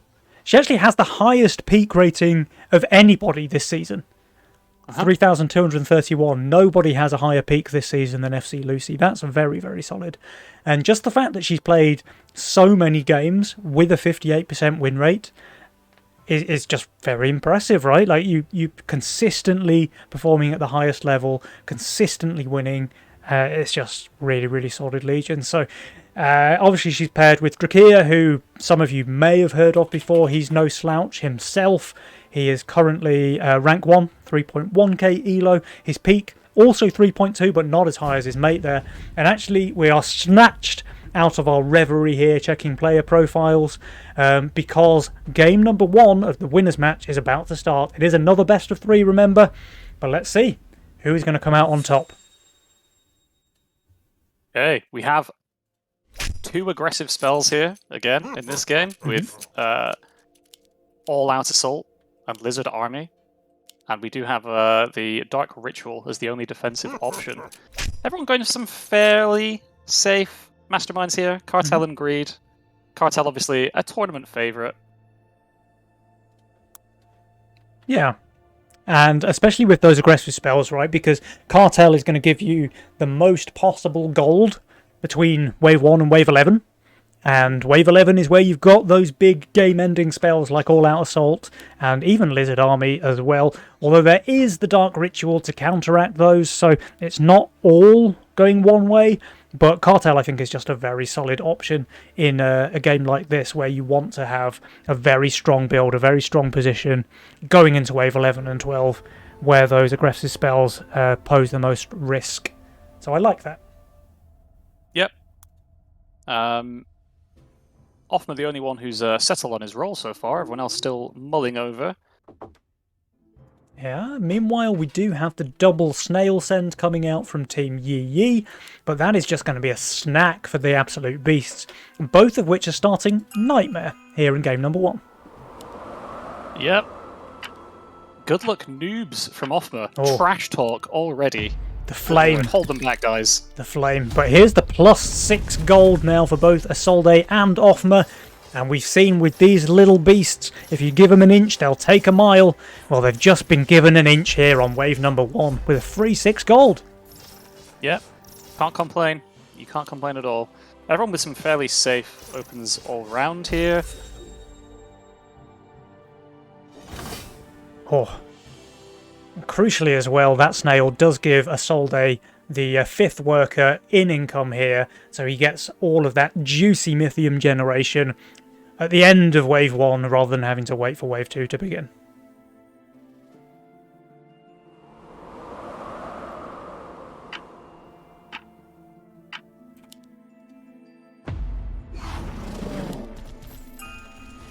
Alright, Drakir, the only player who couldn't afford his 5th worker during the Wave 2 build phase. He does, of course, get it now, though. Just going for some snail resends on 3 as well, so everybody just keeping their economy rolling, not really trying to leak their opponents at this stage of the game. Yeah, I don't think we're going to see any significant leaks in these early waves with the roles people have opted for here. Drakir has gone for the top left gun, half a square down. An interesting placement. What's your thoughts on on the ideal gun placements? I know you're a bit of a fully mid, fully forward gun fan, right? Yeah, I'm right in the middle. I know a lot of players like to build it just one off to the side. Drakir's been cooking up this offset gun build that he's been working on for a while, but I just stick it right in the middle, you know? I want to pick his brains, you know? A half square down?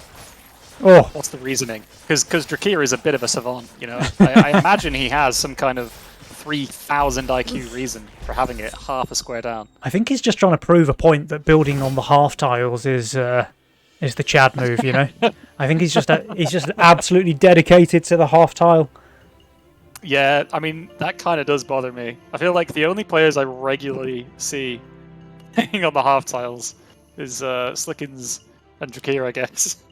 I have to say, I've started building half tile myself lately, Disgusting. but for some reason I'm still not rank 1, so There's one piece of the puzzle still missing. it doesn't seem to be working. Yeah, it must be broken. Jules?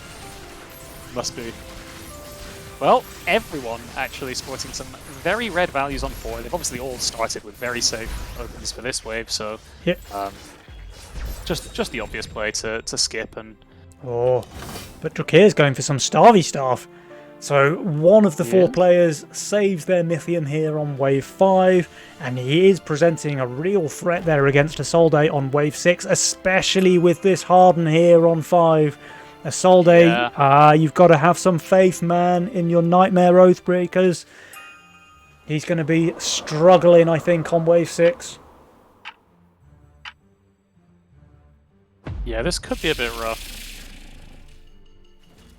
And he will be kicking himself now that he sees the no send here on 5, because he really is in some trouble there on 6. Meanwhile, is anybody leaking to the sends here? Probably not, right? Although the Nightmare is starting to run it down. Though at some point, can it just out-heal? Oh, the Nightmare does die. Oh, actually, Offma will leak in that case.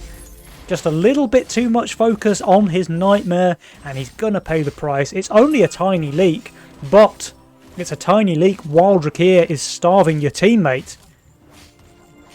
Yeah, this is This is a bit of a nightmare situation for Isolde it's now. a bit of with a his hard whoa.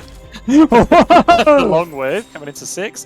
He is at some serious risk of being Drake shamed right now. Yeah, and here comes the Drake. He's going to have a couple of little snaily friends to help him out as well. And I think Isolde is just kind of hopeless here, right? Like, oh, he just rerolls the Butcher casually, but even that I don't think is enough to save him here. The Drake is just going to chew through all of his tanks. It's going to chew through the Butcher, and there's just no chance for the Nightmare to hold. It's about the best thing he could have hoped to roll here. Oh. We'll have to see how well it goes for him. Well, I mean, his split just evaporates. The Drake is now on the Oathbreaker, so he is at least getting some tank value from the Butcher until now. I guess he's going to kill one more Rocco, but that is it. This is a big leak here. 82% for Isolde, though Drakir does leak 50% to the Snails. That's big. Offmer, he will hold, so that is very important. I don't think he can full cover, though. But yeah, the fact that Drakir also leaking 50% there just to the Snails, that's a bit of a saving grace here for Team AB, because without that, they're just really quite far behind already, I think. But with it, the game is still relatively even. Yeah, pretty even. We've got 10 workers apiece. Okay, no, saying that, Isolde pushes 2 there. He's up to 11 as well as Offmer now, so they have taken a little lead there. Absolutely insane. They thought it couldn't be done. They thought Lil Bro could never have more workers than another player in the game, and yet, 11 workers. Just wrong. Full of surprises. He's even shifting some gold here as well. He wants to get that doppelganger out on wave 8. And when do they want to send here? I could maybe see it being a wave 8 as well. Drakir does have that Grawl, so he can guarantee getting the Vulcan Cannon on 8, which is a pretty free hold for him, I think. And yeah, Offmer recognises that, so he's just sending the income there. But Isolde, he might go for a real send against Lucy. We'll have to see.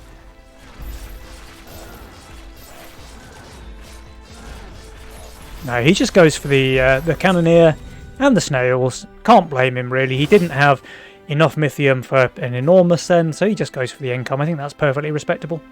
Mm-hmm. He is hardening here, knowing that some kind of send is coming. He's also got a couple of steeds slapped down now. And we have the full doppel Offmer. I can say that again. So he's obviously going to be perfectly fine. But last time I said that, it didn't turn out to be so, I may just have jinxed him. If anything could jinx him, it would be what I've just said. But Yeah, that's fine now. he'll be fine. So the 2 King-Ups, I'm sure he's fine. Oh. Yeah, pretty identical sends, actually. We've got King-Ups and Dinos and Snails all around, with a couple of Cannoneers in the mix for good measure. Maybe Lucy goes for a bit of a leak here against the 180 send. It looks like yes. The Disciple just not enough to 1v5 the entire wave. 64% leak there for her. And Isolde, I think he might go for a bit of a leak as well against the Dino Snail King-Ups. 42% there for Little Bro.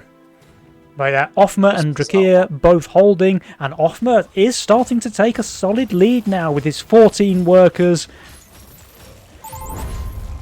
Oh, and a little bit of chip damage on the side of Drakir and Lucy. Yee. Yeah. That Ashton putting in the work. Little 3% tag on the king. Mm-hmm. Oh, but yeah, it looks like Team AB actually have the worker lead for realsies this game. It wasn't just a fluke there on 7, they're still ahead here on wave 9. And remember, both Isolde and Drakir are on, both Offmer and Drakir are on that cartel, so they will take the income penalty on 11. And it's going to be really important as to whether they can generate enough of a Mythium and income lead to make that worthwhile. At the moment, it looks like Offmer's doing a better job of it than Drakir. Yeah, I don't know. I suppose, I mean, Drakir being in this position with the least workers in the game as cartel is kind of rough. not ideal. He's not terribly far behind, you know. He's not out of the game just yet, but it's definitely not the ideal scenario. Yeah, I mean, he does have the pack rat, so it's not as bad as it seems. Like, he's not actually 3 workers behind, but 1 pack rat doesn't make up a 3 worker gap, right? It's maybe worth 1.5. I think at this stage of the game, yeah, maybe 1. Oh. Okay, both Doppels out now. Both absolute beasts have been built for the absolute beasts. But they're looking not great on 11, though, and everybody's saving their Mythium, and remember, we've got that all-out assault as well. I don't know, man. Isolde, his value's looking very rough. Yeah, we'll have to see if they opt for the Dark Ritual to stay safe, or if they just back themselves, and we see 4 aggressive sends coming out, and aggressive spells. Yeah. Even with his 1200 value, Isolde is of course more than fine here with the lifesteal Doppel. And we do get the... yeah, we get income from Team Yi Yi, but we get real sends from Team AB. So let's see which one of these pays off the most, because, I mean, Drakir, he's not looking bad here. He's got the double bores at the back for his tanks. He's got the Vulcan Cannon at the front for some deeps. He also has a Lord of Death, which is very, very good damage on wave 11. Lucy, though... seeing the Lizard Army, it does make sense, looking at Drakir's board, to go for some leaks here. If, you know, if the leaks are big, the wave goes long, and they can push heavily, which they will when the income send comes through. I think they're set up quite well to push very hard for 13 if they decide to go for that. Lucy does have the gate there. Drakir will have potentially a Hades, but he's not really got anything to tank there. Let's keep our eyes on Team Drakir and Lucy, because they got the real sends, 460, 440. That is a double all-out assault play. Lucy actually took all-out assault just to do king ups here, which is an interesting play. Pretty good one, honestly, if you're expecting to take some damage here. So yeah, that's a big leak there, 136% for Lucy, but Drakir... Oh! This is the half square down tech. Oh, the half square down, yeah. He knew all along. I mean, he's easily holding his own lane. He's not going to fully cover, but he can do some damage in the mid here as well, I think. And yeah, this is really showcasing why you pick Cartel when there's a bunch of aggressive spells in the game like this, because Drakir maximised his value, maximised his holding potential here for wave 11, and it paid off big time against the all-out assault send. He even took the Dark Ritual as well. And not pushing. So, recognising the threat of a potential resend on 13, they're staying, well, shifting here, but to be quite overvalue, or on value next is the aim. Yeah. Isolde and Offmer obviously pushing. Will they go for the 13? I don't know. I think probably having to play safe, because there were lizards there on the send of wave 11, so they can't be quite sure whether it was all out for Lizard Army. Obviously now they know, because there's no lizards here on 12, so now they could push a couple of workers if they want to. But I think Drakir and Lucy are now just committed to the overbuild and starve play, so they didn't push workers off the wave 11. They're gonna save their Mythium, they're gonna take the next send from Offmer and Isolde, and then go in for the counter-attack play. We'll have to see if that pays off for them, because Offmer and Isolde, they do have some decent worker numbers, and they are sending here 13.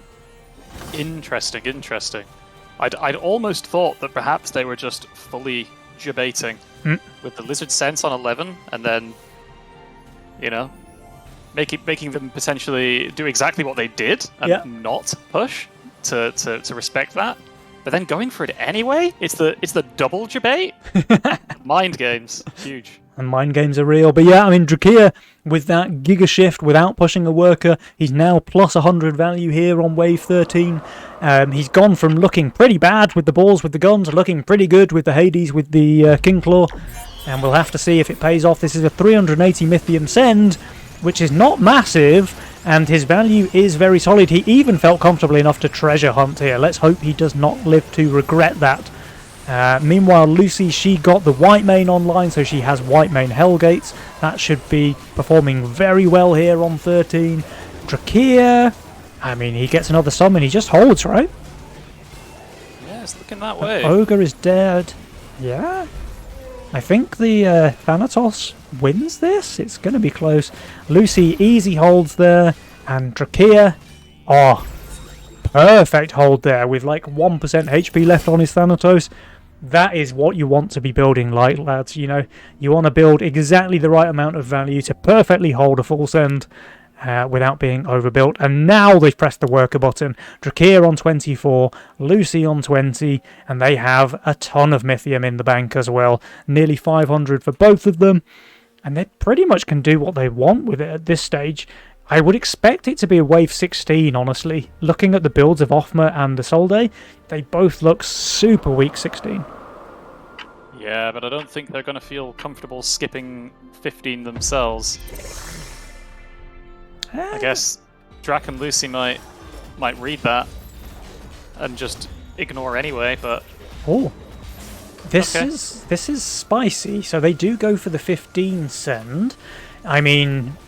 Isolde and Offma don't look terrible there. I suppose their main DPS is Doppel for both of them, which is pretty bad on 15, but they just have really good tanks here with the Ocean Templar, with the Pegasus, with the Iron Scales. Oh yeah. Yeah, you can't hope for better than the Iron Scales here. And he does indeed roll out the surprise Phoenix on Offma. So he does have some damage as well as his good tanks here now. Mhm. Isolde is just hoping for a dream with his Ocean Templar. He is hardened though. He is hardened, yeah. So did read this one correctly, not expecting Team Yi Yi to go for the 16 play. And we'll have to see. I mean, all of the value numbers are looking pretty sus, honestly, for the 4 players. Yeah, true. Lucy, the only one receiving pure income. Yeah, Lucy should be able to... sorry, Drakir should be able to sorry, hold there. Drakir. Yeah. Yeah. But let's have a look. These Needlers are popping off. This one got its spell off. Oh, it looks like a pretty sizable leak, actually, for Isolde. Yeah, I think that's going to be a big one. And Offma, though, he's doing very, very well. 111% for Isolde, 52% for Offma. Killed everything apart from half HP on the Needler and one little Octopus. They will survive this, I think. Lucy did leak, but not terribly there. And yeah, they're going to lose a ton of King HP, but they're still in the game. Crucially, though, Drakir and Lucy, once again, not pressing the worker button. Yeah. I can smell some tee-hee-hee. I guess it's going to be 18 from everybody? Surely. It must be. Drakir with these boars. Yeah, he's definitely not under any pressure on 17. And Lucy with the gates as well, likewise for her. They're not shifting any gold though, so they want to be safe against resends, it looks like. The downside of that is your opponents can't tell whether you shifted or pushed. Meanwhile, Isolde and Offma, it looks like they're going for a bit of a shift, but not a massive one. A bit of a shift. Most notably, we're not seeing Offma suiciding on 16. Oh, yeah, the first time, actually, that we haven't seen Offma press the full push button. I like to think he's got just a nice shiny red button next to his keyboard, a macro button. It's one of those with like the safety cover in case of emergency press button. Yeah, it just racks up the U key 50 times.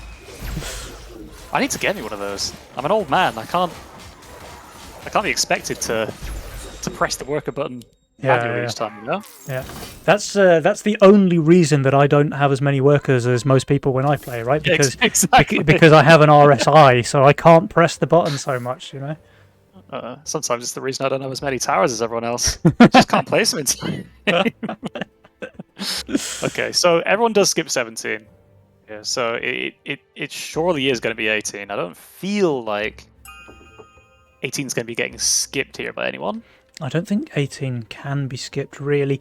We do have a do see a Harden Harden. here for Isolde, so he will regret that in about a minute's time. If we're looking at builds, though, who's got the best? Probably Drakir has the best Wave 18 build, but Offma does have Phoenix. Maybe he can drop a second one of those as well. I don't know. I think this is going to be close. Yeah, very close. may come down to how big brain the Sens are. You see some Shamans, Offma sending Rams into the gun of Drakir. I don't know about the Rams, honestly. He's got so much impact damage there with the Boar Charge, with the King Claws as well. I mean, sure, Siege Ram's good against the gun, against the Hades, but I think it can just die very quickly. Yeah. Now, Lucy's board is absolutely terrible here.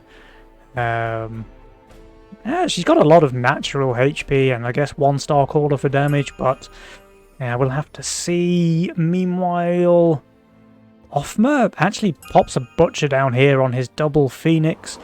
It's kind of fine, honestly, because the Phoenixes will take damage from the splash. And like this, they'll stay high HP. Oh, but the Four Eyes go straight on the Phoenix, even with the Butcher in front of it. That's kind of unfortunate. Yeah, it does, and that does mean it gets targeted directly as well. Will go down, but it's living for a very long time. Yeah, it certainly did its job there. 1,000 Mythium for Isolde. He's leaking massively. Drakir's leaking massively. Lucy's leaking massively. And Offma, he does leak last. This is close. Oh, they do have the King advantage. 51 to 26% is going to be enough. Team Yi Yi. Whoa, 6% though. Victory. Very close to the end there. But I mean, I was just about to call it for Team Yi Yi, and then I thought for a second, maybe, but no. Team Yi Yi with 6% HP left on their King, winning here in game number 1. Very, very solid, guys. And yeah, again, a pretty close game. If you look at the win percentage graph, there's just nothing in it for the first 12 or 13 waves. So that big wave 14, the wave 13 hold is what made the difference, of course. So Drakir and Lucy not pressing the worker button, instead pressing the value button, holding the 13 send, giving themselves the big advantage on 15, and able to convert that into a win here on wave 18. So nicely played there from Team Yi Yi, showcasing exactly why value wins in the age-old battle between value and workers. Well played. Very well played. I really did think. Though saying that, looking back at the 11 sends, I for some reason thought that they'd both sent lizards, but it was only Lucy that received a lizard as part of her zoo. Okay. On 11, Yep. I did think they double sent the lizards. I think that could have been a very clever play to send those and not go for the 13 send. Just force them to respect that and not push, which they did. But again, they debated themselves in the end by going for that 13 send so shortly after the 11 leaks. Yeah. They can see there's going to be a gate. They can see there's going to be a Hades, but yeah, the 3A send's not enough to break there at all. Not even close, because yeah, with that amount of value, 2.5 on Drakir, 2.3 on Lucy, and with those units as well, they're just really comfortable there. And yeah. That's a pretty solid game. Honestly, Offma did really well there on 18, but it just wasn't quite enough. It nearly was, honestly. It really nearly was. Maybe if his first Phoenix hadn't tanked the Four Eyes, maybe then it could have been different, because we're literally talking a 1 second difference there on the King. But yeah, very, very close game. In the end, though, Team Yi Yi do clutch it, and that means they are 1-0 ahead as we move into game number 2. Let's see if we have a lobby. And we do. We're just waiting for Nictia. Oh, there's always one. There we go. There we are. And let's see, we have the players. It looks like the players are ready, so probably not too much messing about here in between games. We should get straight into game number 2. And honestly, if I'm Offma and Isolde, normally at this point in the cast, I'd be asking what do they need to do differently in game number 2. But they played this one really well. It was really, really close. It came down to a 1 or 2 second difference on the King. I think their decision making was good. I think their builds were good. The way they played was very strong. Just in the end, it wasn't quite enough against Team Yi Yi, who did take the victory here. So let's see. Yep. We go into game number 2. Can Drakir and Lucy guarantee their spot in the finals by winning this one, or will we get another game number 3? Let's find out. Fiesta on Drakir. Lovely. Yeah, you love to see it. I think you can feel a little bit more confident going for one of these wacky masterminds. I say one of these, the wacky mastermind of Fiesta when you're a game up. Mhm. Feel a little bit risky in your first game of a series, maybe. As Oh! going as well, so yeah, there we have it. And he has got the angle. He has got the Fiesta into Fiesta angle. And What's his role? despite, guys, the 50% reduced chance, Isolde skillfully rolls the Chloropixie in his Fiesta. What a beast. You were thinking about asking what they should do different from game one, and I think rolling Fiesta Pixie into a Fiesta on the other team is Might be the answer. It's quite a clever play, actually. It's quite quite ingenious. I like what Isolde's decided to do in this game. Now, Drakir, he's got a pretty decent Fiesta opener as well. The 2-stack Nekomata plus a split is pretty solid. Lucy with the Archer build as well, easily able to cover. And they go for the snails again. Remember, they did the same in game number 1 where they just fed 6 gold to their opponents. Well, here it's going to be another story, I think, because this will be a big boy leak on Isolde. And I think the snail might bring the Gatling gun down to... Okay, no, I was going to say to low HP, but it's barely taking it to 50%, never mind. 58% leak there for Isolde, but Offma should be able to cover in the mid there. Offma opting for a full square down on the left there with his gun. So he's not taking any of Drakir's nonsense. Oh, we'll have to see. Show the true placement. We'll have to see half square or full square, which is the better gun position. Now we get Snail resend here, but everybody else is saving their Mythium. Isolde has a decent amount. He did skip Ascend on wave 1 there. So he could go for something like a Dino maybe on wave 3 into Drakir. And Drakir, because he's under this pressure, he has to overbuild a little bit here on wave 2. He won't get any Fiesta gold here. So let's just check in on Isolde receiving the snail with the Pixie Fiesta build. Should go for a bit of a leak.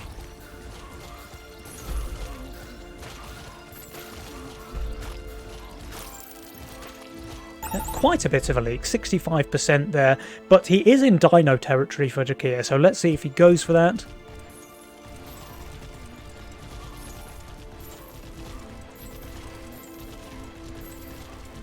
And he does. There it is. There's the Dino.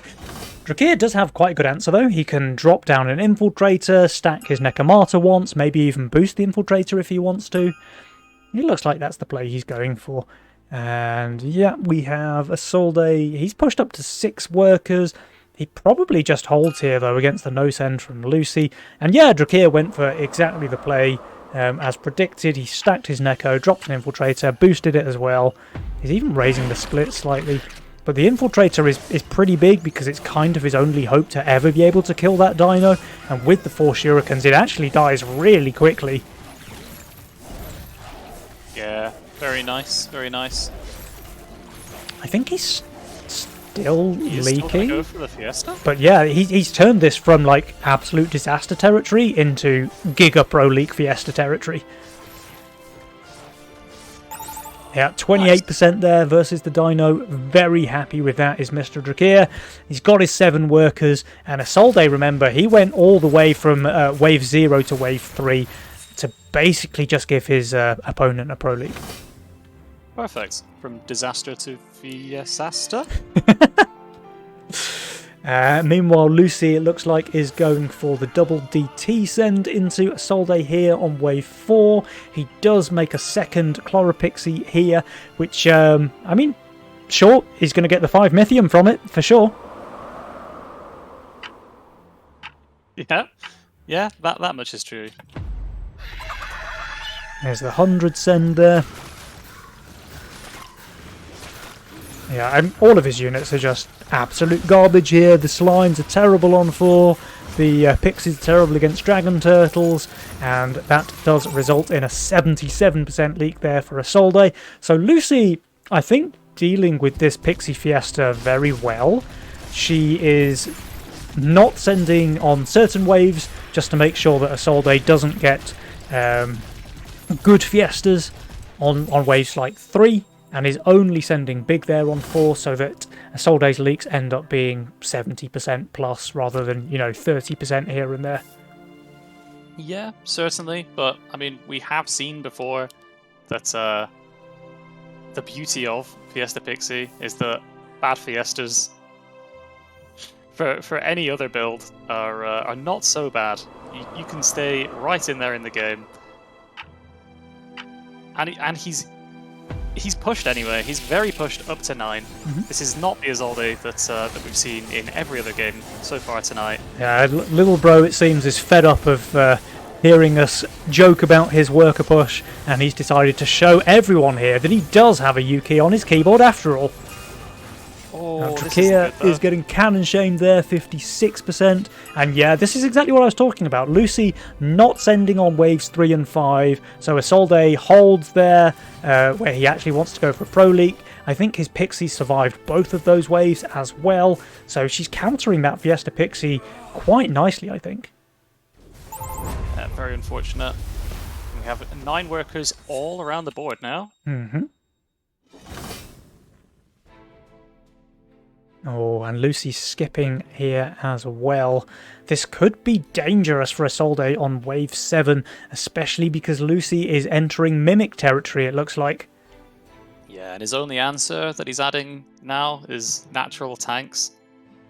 Yeah. I'm sure he's going to have a Slime Siren or 2, but yeah, he's not looking very strong on the 7th wave. Not great, no, not great. Trakia actually goes up to 10 workers as well.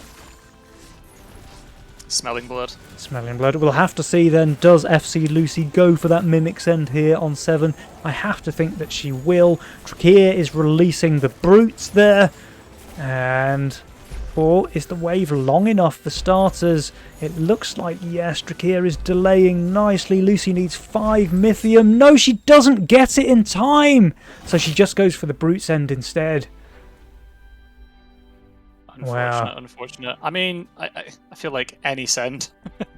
Any send, yeah. I think any send is probably good enough against Isolde for sure.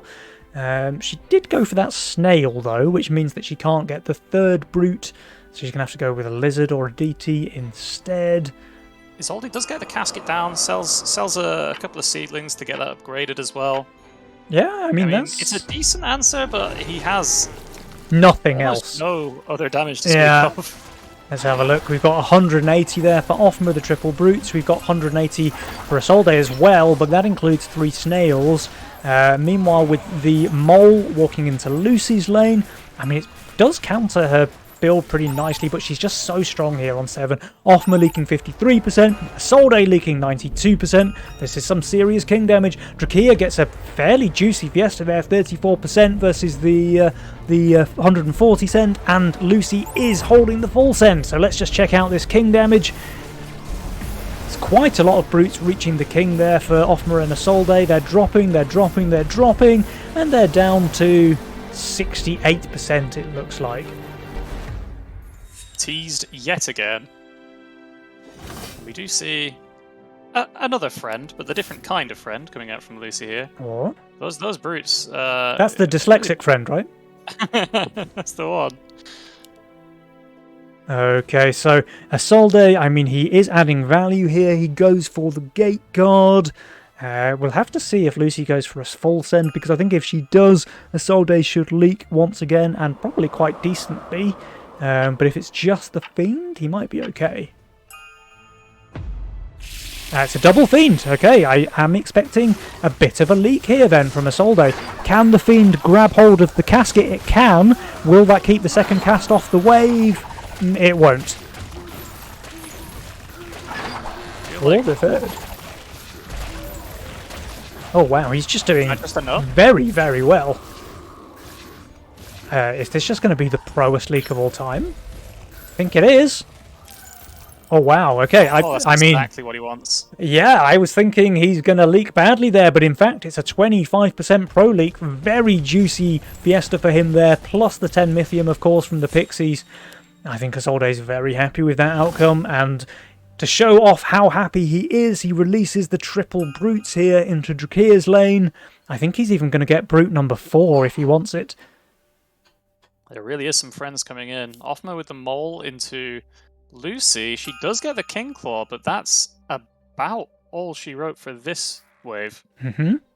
Every single other unit, or the damage is all Pierce. It's all She ranged, does it's have- all, yeah, it's all she counted does by have the mole. value. She does have value, she does have On value. Let's have a look. This King Claw is going to be clutch, I think. The Hermit does get onto it very quickly. That's his only magic damage here.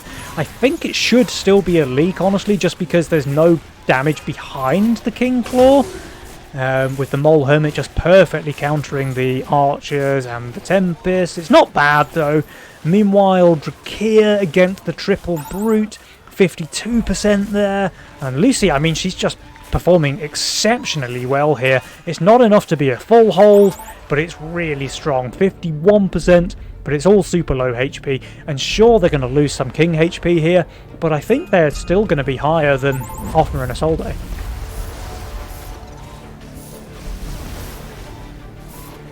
Yeah, pretty nicely held. The power of value. Who needs good units? Whoa. Now we have a very slight worker lead for Drakir there on 17, with everybody else in the game rocking 16 workers apiece.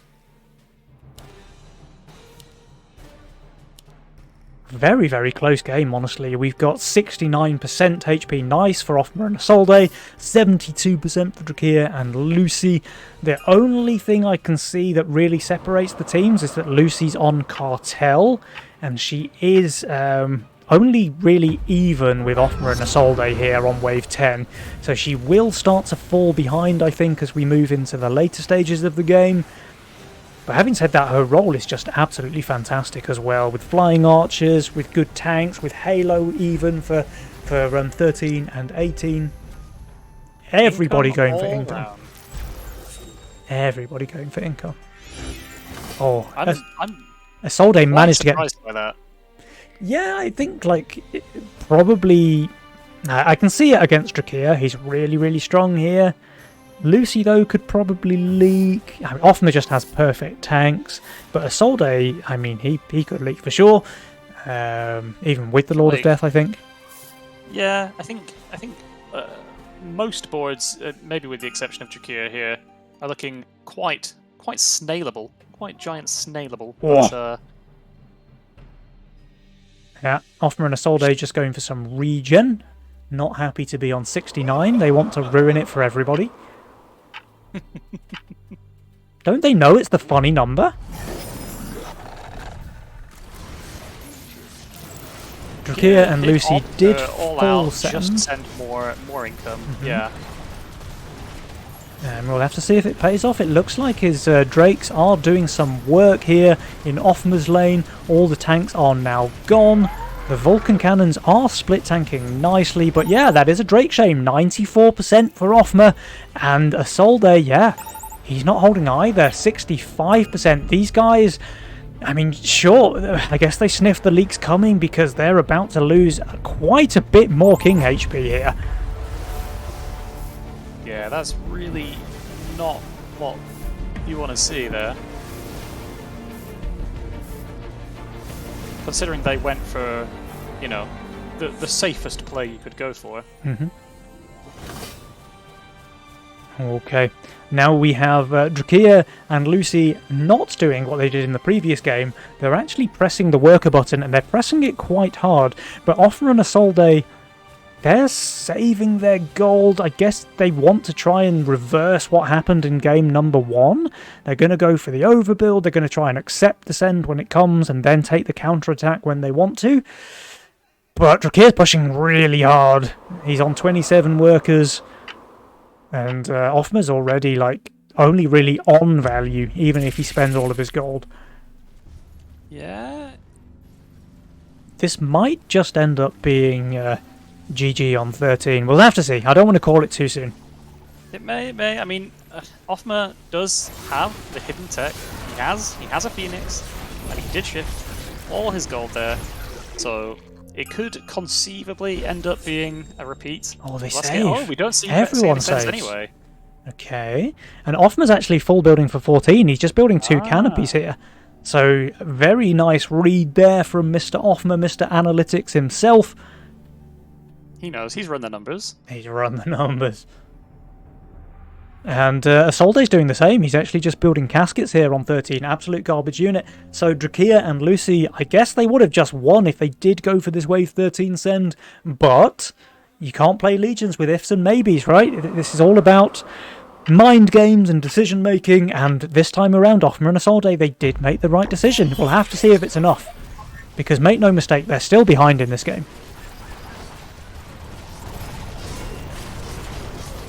Sure. So the sends, yeah, the sends are coming through. There's definitely no way anyone's skipping. Alright, we have big sends coming out all around. We've got the double ogre from Offma, we've got Centaur Pack from Isolde, we've got Centaur Mole from Lucy, and double Centaur there from Drakia. Really, really strong, especially against gun builds actually, because they tend to be very clumped, and recognising that, Offma's actually adding some more value into his split, so quite a good call there from him, but even so, the split's going to die very, very quickly, and you're going to get those double centaurs wailing away on his ever so precious canopies. Oh, it's very close for both teams, honestly. Everybody's under value. I don't know, man. Yeah, I have no read on who's holding the best here. Have to see. Now it looks like Isolde's front line. He is sniping at least one of the ogres. That's pretty solid. If we go and check out Offma, he's just performing like an absolute champion here. He will leak, I think? Or is the gun able to 1v1 this? Meanwhile, I mean, Isolde is holding. Here is beast photo. Drakia is full Holding holding. forever. Lucy leaks a low HP ogre. Offma leaks a low HP centaur. I mean, I didn't think that everybody was going to perform this well. This is really, really solid from all 4 players, honestly. And no damage to any king. No damage to any king. It does mean the game will go a little bit longer. Now we see Drakia taking a lead. He's on a 75 gold shutdown. He's got 33 workers. Lucy is pushing hard. In fact, she looks like she's just full pushing. She's on 38 workers here. I guess that means it's going to be a wave 16 send.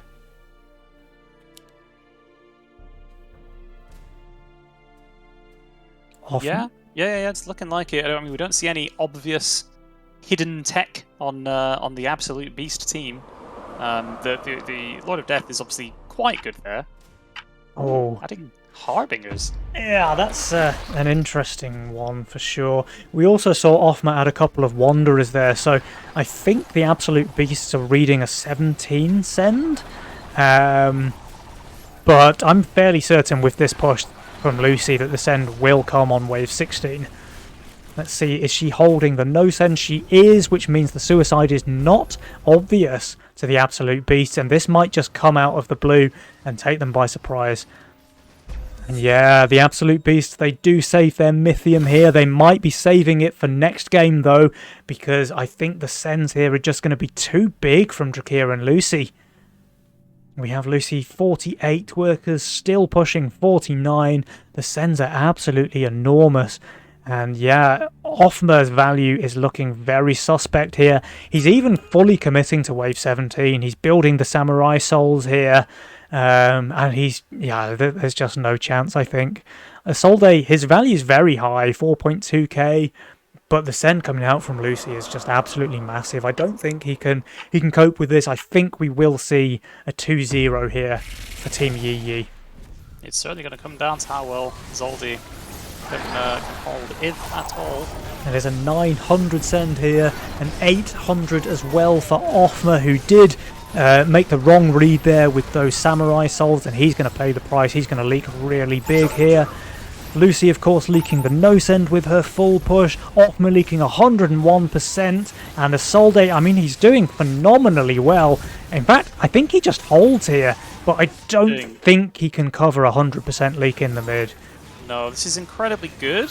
In fact, it is a full hold. It's beautiful, Yeah. but they have only regen upgrades on the king. Yeah, I mean, he can't cover anything in the mid. Like, the Hades just gets overrun there by Offma's leak.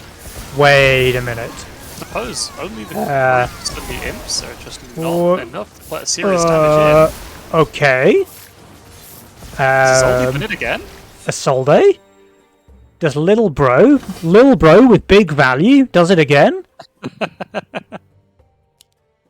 Okay. But now he's pushing hard. And Offma, who did build full for wave 17, so it paid the price there with his 100% leak on 16, but he's going to be very, very comfortable now with 3 full Samurai Souls and a bunch of Wanderers in the split. I think Offma should easily hold the resend here from Drakia. Meanwhile, of course, Lucy has absolutely no chance. And Drakia, I mean, his build is solid here, but can he hold and can he cover mid? That's the question. 1,000 Mythium for Drakia, 900 for Lucy, 500 for Offma, another 900 for Isolde. He's not really planning to hold though. He pushed the worker button. Let's see. Lucy, of course, is going to leak everything. I think Drakia's lane is the important one here because Lucy, of course, 124% leak. Drakia's doing phenomenally well again, but will it be enough? Isolde leaks 75%. Offma, of course, full covers. Drakia, I think, can he hold here? Oh no, the Azaria goes down. That means Drakia is leaking, and I think that does mean that they'll die here on 17. Meanwhile, Offma, he still has half of his units alive in mid, so he can just full cover that, I think. Yeah, Isolde says, look this, I've got 16. He tags Offma in. Yeah.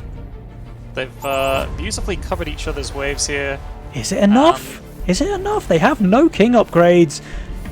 I just don't know. With new king, it's so hard to call, but it looks like yes. And that means the absolute beasts, they tie the series 1-1 here in game number 2. What a nail biter. Yeah, they leveled that one off. And that was just some back-to-back lovely holds. Just look at this graph, man. Like, Jules is saying, rightly so, I think, that Drakia and Lucy are ahead all the way from, like, wave 7 until pretty much the end of the game, where Isolde and Offma pull the old flipperoo with this clutch wave 16 hold here from Isolde. I mean, sure, he's basically on value with 4.2k here. He's got some good units, but still, it's a 900 Mythium send. He not only holds that himself, but he even covers a tiny bit in the mid, and as a result, they stay alive in the game enough to win here on wave 17 with a super, super clutch send there. I mean, that's really nicely played. Very good that they held their nerve there on 16. They didn't spend their Mythium, and as a result, they were able to clutch this one. It feels like they were pretty far behind, honestly, but a very nice read there turns the game around for Team AB. Definitely. I mean, with the match sends on 14, all 4 players sending, and pretty much everyone holding or close to. But with the worker count so massively in favor of Jakira and Lucy, it really looked like it was their game to lose, and they managed it. They certainly did. The underdogs maybe going back for their old mantle there. Let's see if they can reclaim the name that they lost. But guys, that does mean that we're going to have game number 3 on our hands, which is pretty impressive because these teams, it seems, are very evenly matched. Yeah, it's what we want to see. It's what we want to see in these Nova Cups. It's close games. We don't want to see all stomps. All right, we've got 3 of the players and 2 of the casters in the lobby. Now we've got the 4. So we should be able to get game number 3 underway very quickly. Although Offma says he needs a quick 2-second break. So I guess that is time for the casters to pad. So Nictia, if you were a betting man, and I have it Which on I am. pretty good. Yeah, I think you are. I think you are a betting man. Yeah. Yeah. Who's your money on in this game number 3? Team Yi Yi or Team AB? I mean, I probably would still favor Yi Yi, just on the credentials alone. You know, they have the reads on these tournament games. I think this was closer than I expected it to be. I definitely thought, and especially seeing as how that game was going in the mid game in game number 2, that this was going to be a very quick 2-0 for Yi Yi. I'm sure they're going to bring it back in game 3, but I don't know. I want to root for the underdogs, and that's not them anymore. I'll take your bet. I'll put my money on the absolute beasts this time around. I'll go with my heart rather than my head, let's say, because I would just absolutely love to see Othma, Mr. Statsman, analytics himself. I'd love to see him clutch and win the Nova Cup all around, because then, I mean, I'd never hear the end of it, you know, if I have to cast with him next month and he's just talking about, remember the time I won Nova Cup? Don't get me wrong, if I've got the choice of who I want to win a Nova, it's always going to be someone from the best guild. Oh, of course, Yonka Yonka, right? Of course I want yeah. to win, but if I'm having to bet on the spot, you know, I'll bet you're going to go with your head. Box of ski bags, and it's probably going to be Yi Yi. I'll bet you some 2x spicy Samyang noodles. Anyone in chat who's never had 2x spicy Samyang noodles? I'm not sure who the winner is, though. Like, is the winner the person who has to eat the noodles? Or is the like does the winner get the noodles from the loser? Or is the winner the person who gets to force the loser to eat them, you know? Because with double X spicy, I'm really not sure if you're the winner when you're eating them. Certainly not the next day. Yeah, winner's choice. I have some ready to go in the cupboard, so...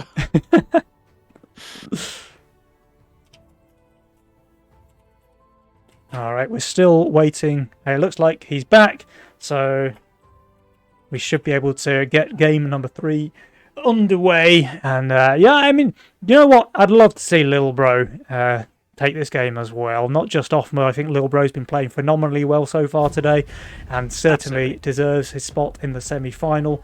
So without any further ado, guys, it looks like the players are finally ready, and we should be able to get game number 3 underway. So let's go.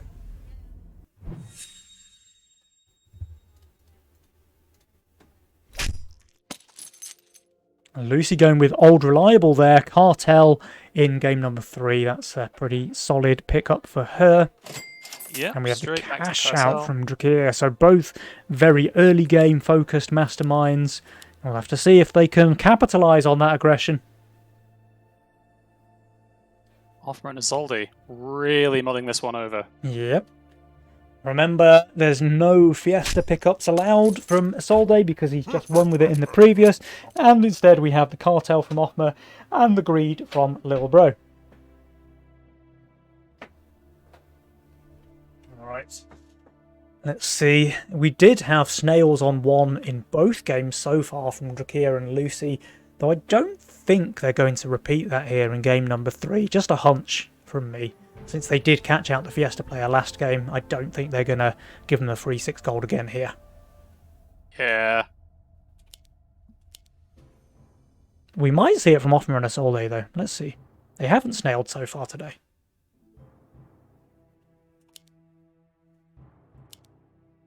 It looks like just King ups there from Othma, but there is a snail from Isolde, maybe thinking that Drakir would try his luck once again with the Fiesta, but he does not. He is in fact playing Flower Seedling, and actually with this plus 6 gold, Drakir can just go 6 workers already on wave 1 with that cash out, because he'll still be able to afford 1 Seedling, and that's more than enough to hold wave 2 comfortably.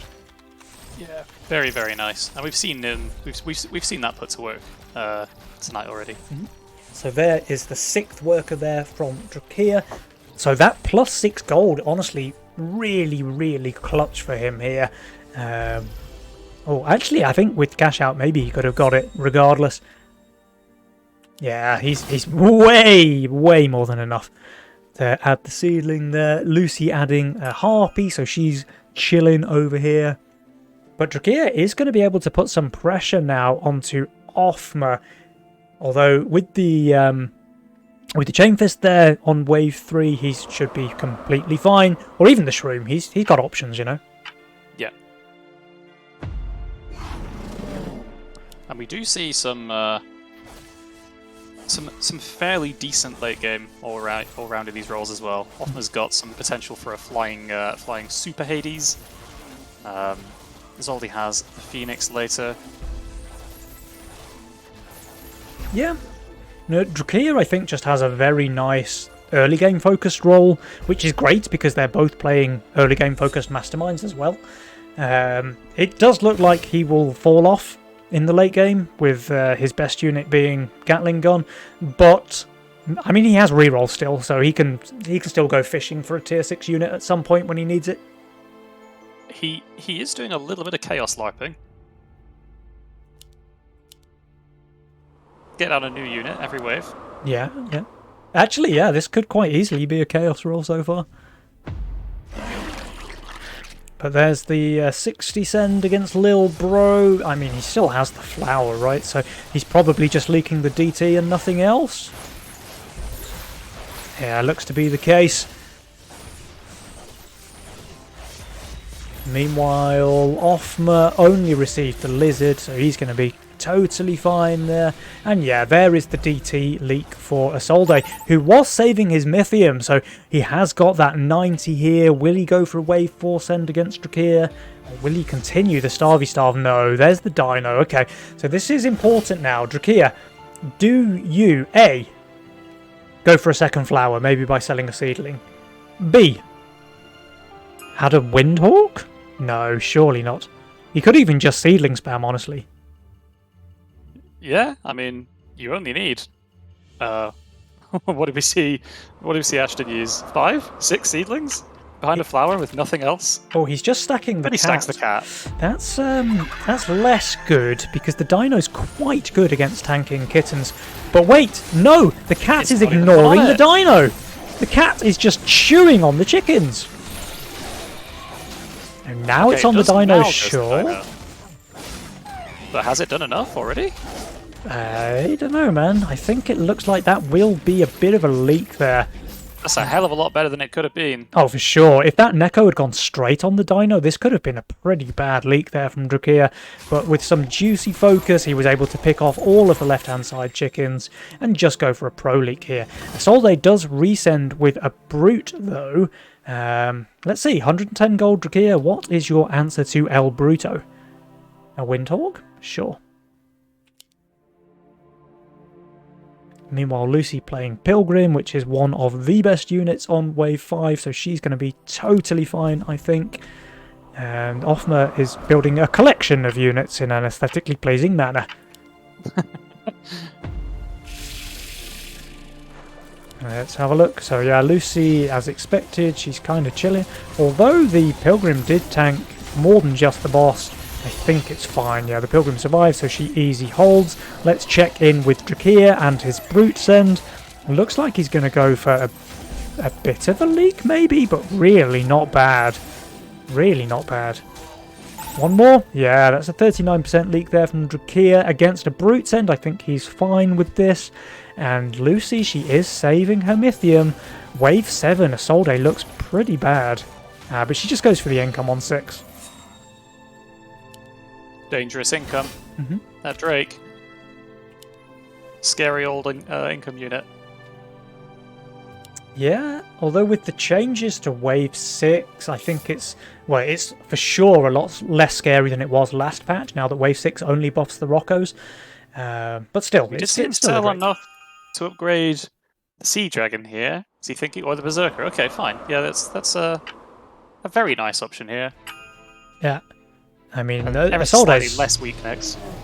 basically on value with a Berserker, but you have to think, like, if Lucy was able to skip one more wave and just send something like 200 plus on 7, Isolde would have been in a lot of trouble there, I think. And like this, maybe he can kill one more? Yeah, he can. Respectable. So it's still a bit of a Drake shame there, 48% for Isolde, but I mean, it's nowhere near the threat that Lucy could have put onto him on Wave 7, I think.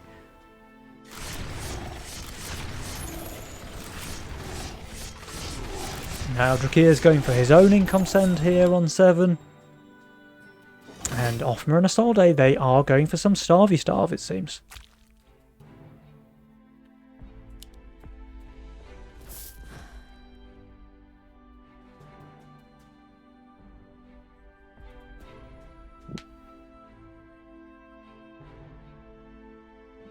Right, let's have a quick look at the lanes.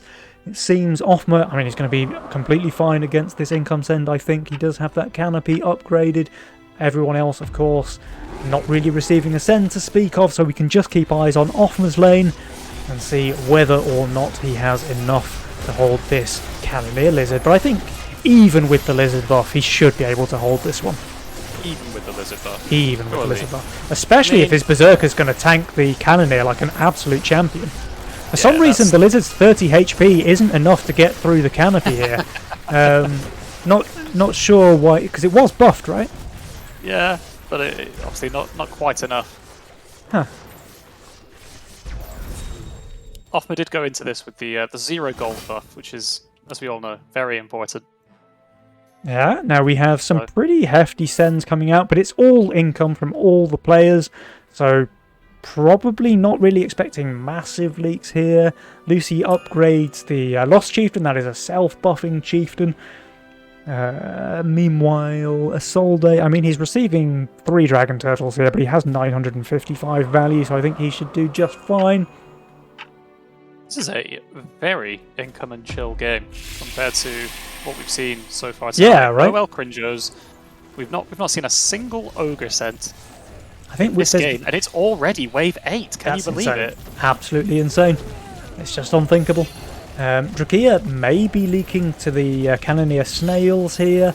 Lucy's doing just fine, though, I think. Offmer's holding. Isolde. Maybe a small leak there as well. But yeah, 39% from Drakia. If we hop back over, Isolde 58% against 4 Dragon Turtles.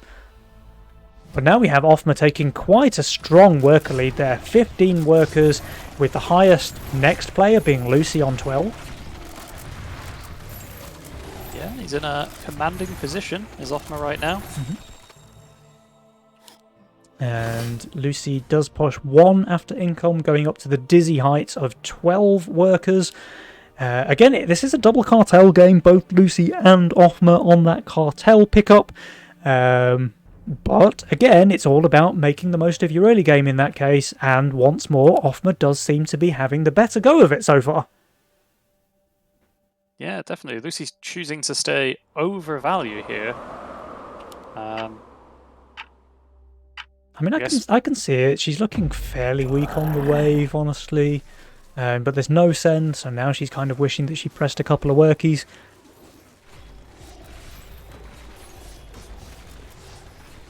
Offmer.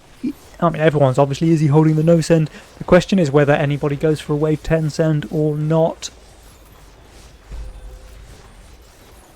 Well, you know, it's a possibility because there is no venture in the game. However, Whoa. everyone's looking quite strong, so yeah, everyone skips here.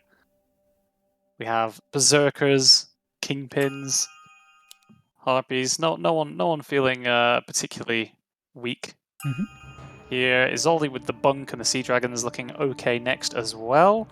The only aggressive spell in the game is the Lizard Army. Yeah, So and there's some nothing- really solid defensive spells. Like Sorcerer is very good on a Banana Haven. So Yeah. if Isolde manages to get that one out, he's practically unleakable, I think, on wave 11. But I don't know if he has enough gold for it. Probably with an income send he does.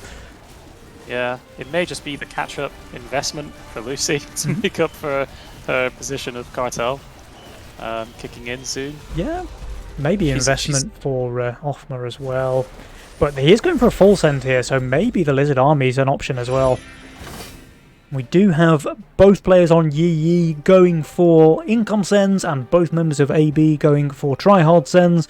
Isolde does not have that Haven. In fact, he's not even close. He's 100 gold shy. So as a result, he's having to build some little crap instead. But he's quite lucky because he's only receiving an income send, so he should be quite fine. Actually taking the Lizard Army as well. So this is going to be an 11 into 13 line, almost certainly, into Drakir and Lucy. Yeah, and honestly, I'm not seeing anything in Drakira's role that's looking particularly strong to build into. He has. I don't know if he has re-rolled. re-rolled. I think he's just pressed the reroll button now, but we can't see the units that he's fishing for until he selects them. So let's see. Now the 400 send for Drakir, his gun is going down, it seems. Oh! Yes, there it goes. His Kingpin is next to follow. That's going to be a big leak there for Drakir. And FC Lucy against the 480 send. She stands no chance either. Matching 88% leaks there for Team Yi. Offmer looks like a small leak there for him as well against the income send. But easily covered by Zoldy. Easily covered by Little Bo. Meanwhile, we have double 4 eyes on the king of Team Yi. And I have a feeling that Jules is about to change his mind because he did have them favoured in the game so far, but now that they're on 41% King HP, I think Jules is going to put his favour back over to Team AB.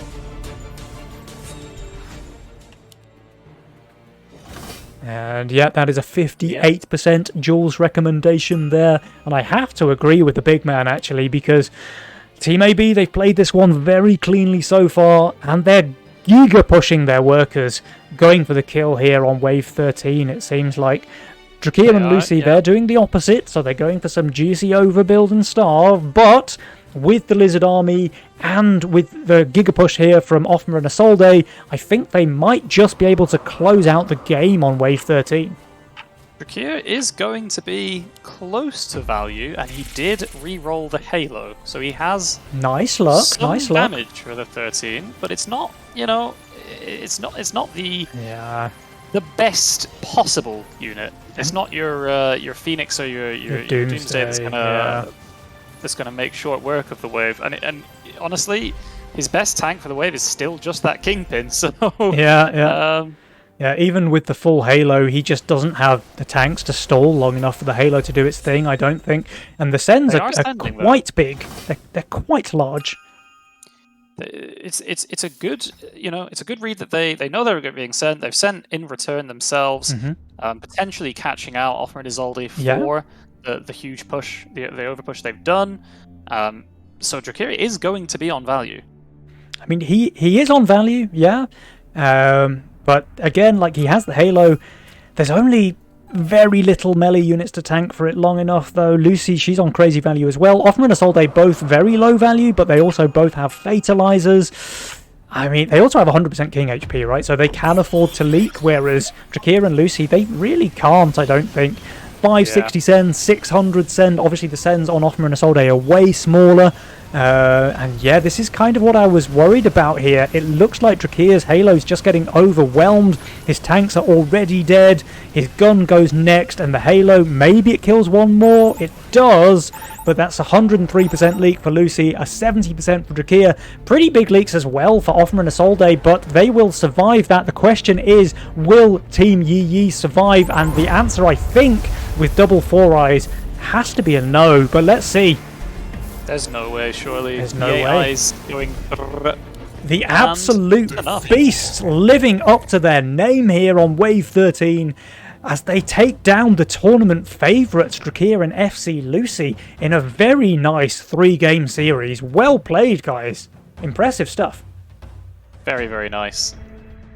Just have a look at the graph. Yeah, the Jules probability indicator had both teams very, very close throughout the duration of the game, and then just things flipping over with that Wave 11 aggressive play there from the Absolute Beasts, matching 88% leaks, very aesthetically pleasing on the side of Yi, but I don't think they were quite so pleased when that took off 60% of their King HP into death there on Wave 13.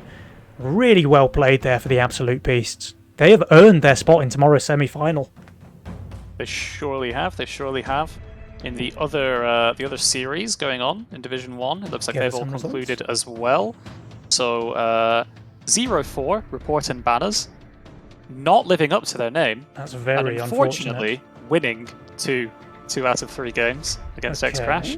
So they'll be going forward to face Yi in the lower bracket, or whatever we're calling that in Nova Cup. Yeah, so we will get to see that game in a few minutes' time, obviously just after the break.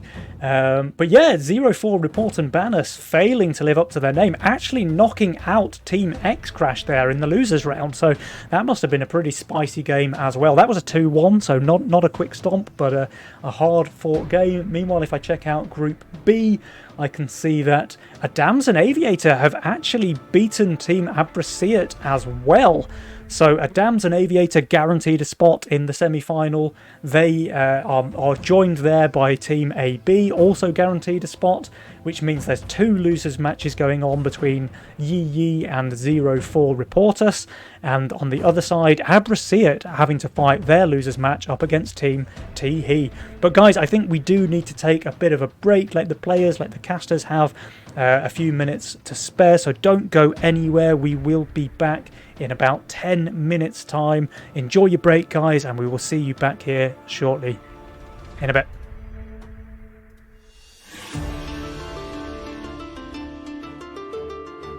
The oceans rise!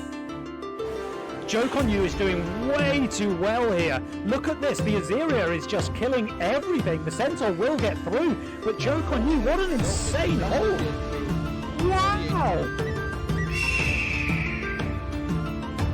I mean, there's a reason this guy hit Legend. The Phoenix is just destroying the backline. Is she even holding? I think Lucy's just holding here. Everything joins me in time.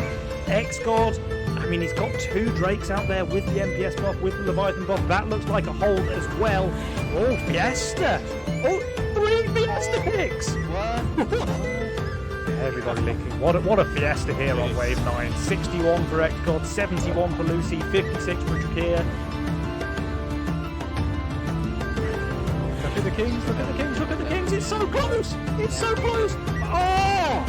It's so close! Let's zoom out so we can see both sides at once! Oh! What? So close, but I think with 30% it's just not enough. And yes, X Crash are your July Nova Cup champions. Well played.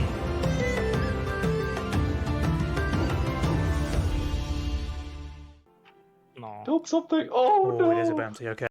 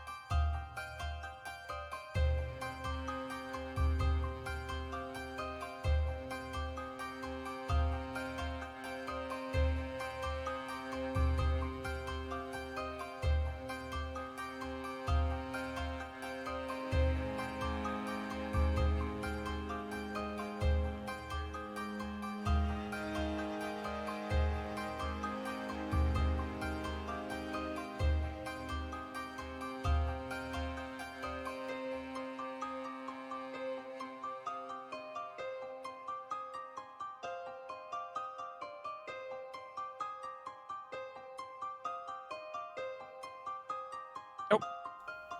And welcome back, Twitch chat. I hope you enjoyed your break, and we should be able to get this final series underway pretty quickly. Nick T, did you enjoy your break? I've been stuffing my face with a selection of nibbles because my partner has some friends around, so that was I've just had to nice. top up on caffeine because if I go longer than an hour without drinking a cup of tea, my organs start to shut down. So yeah, it's a terminal Britness.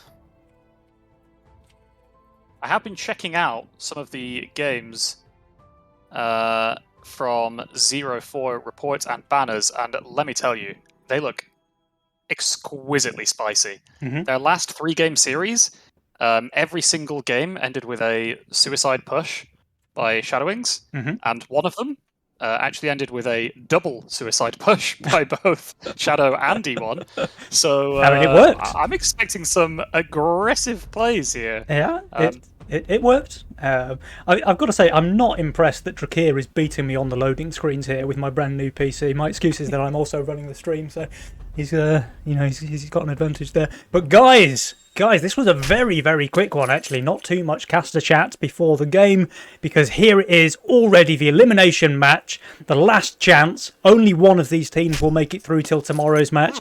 Game number 1, Team Yi Yi versus 04 Report and Banners. Let's go. Shadowwings with the Fiesta. Okay. This is nice to see. He actually, in his first 4 games tonight, has played a different mastermind every time, up until the repeat of Fiesta. So looking like his favourite playstyle of the night. Talking of looking like, Eidetic, his monument, what is that, the Golden Proton? It looks phenomenal. Wow, that's a lot of balls he's got there. That is a lot of balls, yeah. Impressive. He also has a fantastic guild logo, I have to say. Credit where credit's due. Guild Peewee there with a very beautiful looking guild logo. Meanwhile, Shadow has a very nice Fiesta role. Honestly, he has that consort to start, but not just the consort to start. He also has slimes, and he has infiltrators for wave 3, where it's normally very weak if you just have the consorts. So I think he's going to have a pretty solid one there. But he does go for king ups here. In fact, all 4 players, it looks like, going for king ups here. Yeah, definitely. So we're going to see the effect Fiesta for Shadow. 2 archer players. So somewhere in the world there is a triggered boon right now.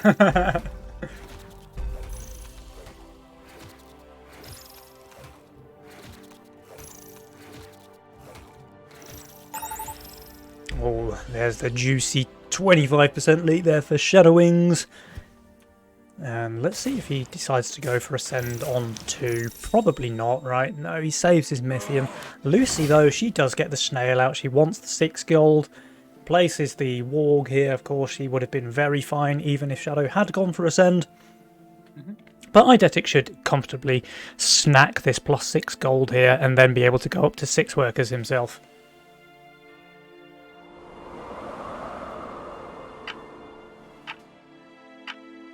Eidetic actually goes for a king upgrade. I feel like this doesn't leak, it's a no send.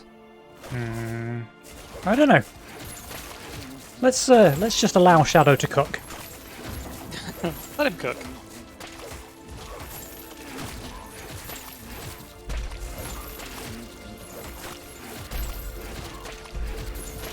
It does in fact hold, yeah. He was probably expecting the snail send here, but it never came. Alright, he gets his DT out here on 3, but FC Lucy, I don't think she's bad enough to leak to a DT on 3. How bad would you have to be? Not this bad. With the catch, pretty bad. Perfectly fine. Drakir gets the 60 out into Shadowwings, who I do think will leak against this. He's boosted an Infiltrator, so his leak shouldn't be terrible. It should be within acceptable Fiesta parameters. on a scale from disaster to fiasasta. It's looking acceptable. Yeah. We're certainly leaning towards fiesta rather than disaster. Oh, are we Oh, gonna we actually killed the see it? lizard!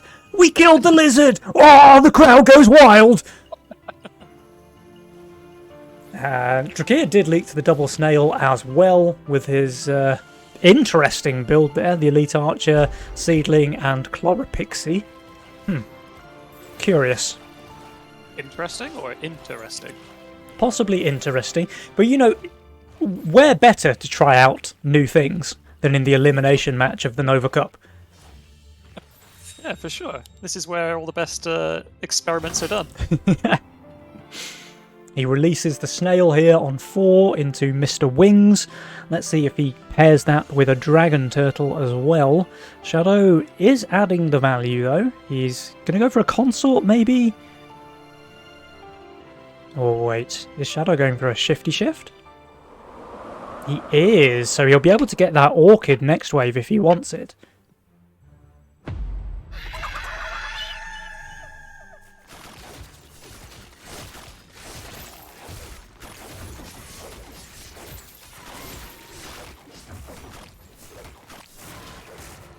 Alright, we do have nearly 100 Mythium on Lucy. She spends it all on snails here on wave 5 into Eidetic's build.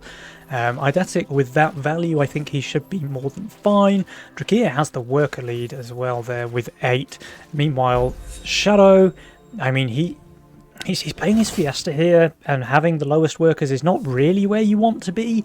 But now with this Orchid pickup, he's going to be easily holding wave 5 and just guaranteed to full push, I think, because he certainly doesn't need to build on wave 6.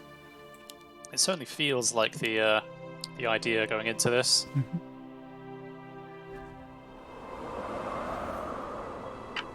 6 snails. That is a lot of snails. SSP would be absolutely loving this, but unfortunately he's not here, so it's Eidetic instead who has to cope with the snail feast. Let's see, can he get through that? That is still 120 Mythium, even if it is entirely composed of snails. But with that, I mean, his aggro just looks absolutely perfect. The Archer tanked the boss like an absolute champion, and his melee units are split tanking as well. That is going to be a hold there for Eidetic. Shadow, of course, is holding the 100. He, of course, is pressing the worker button. And yeah, this was a pretty good trade, I think, for the side of 04 Report and Banners. That name is going to become quite a mouthful, by the way. Yeah, we can just call them the Golden Balls. Golden Balls, Or- yeah. Team Golden We can Balls. just call them Or 04sies. 04Zs, yeah. See, now you've pointed that out, I'm having to admire everyone's monuments. I don't think I've ever paid attention to this in my games. Yeah, ever. Shadow's monuments are really nice as well. The casket in Yeah. gold looks pretty solid. Caskets here, the full workies. Oh, golden workers for Lucy. I mean, that's just style points. Yeah.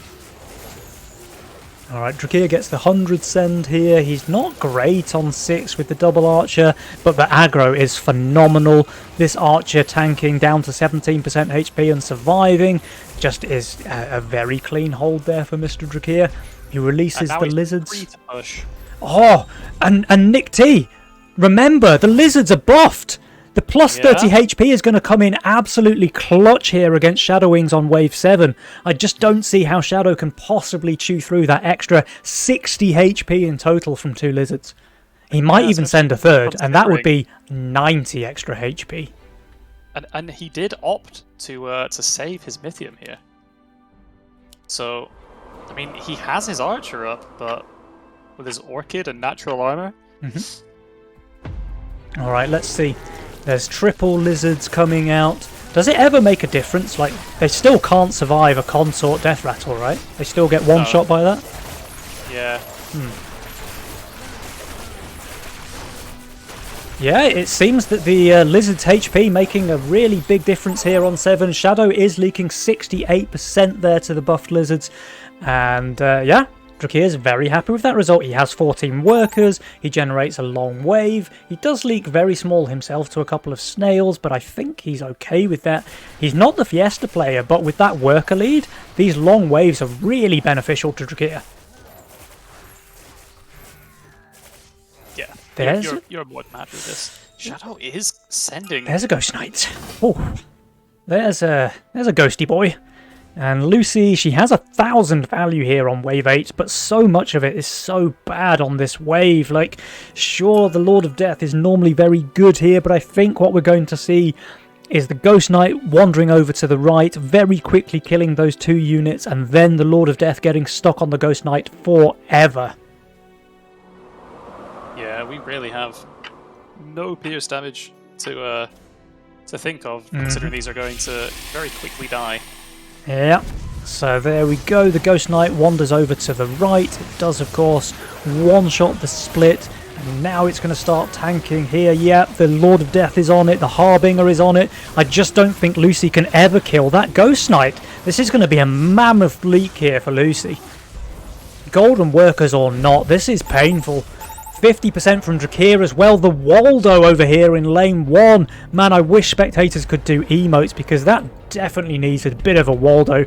Drakir leaking 50% to income while Lucy receives the 280 Mythium Send from Shadow. And as a result, Team Yi Yi, they're taking not just First Blood but some serious damage here on wave 8.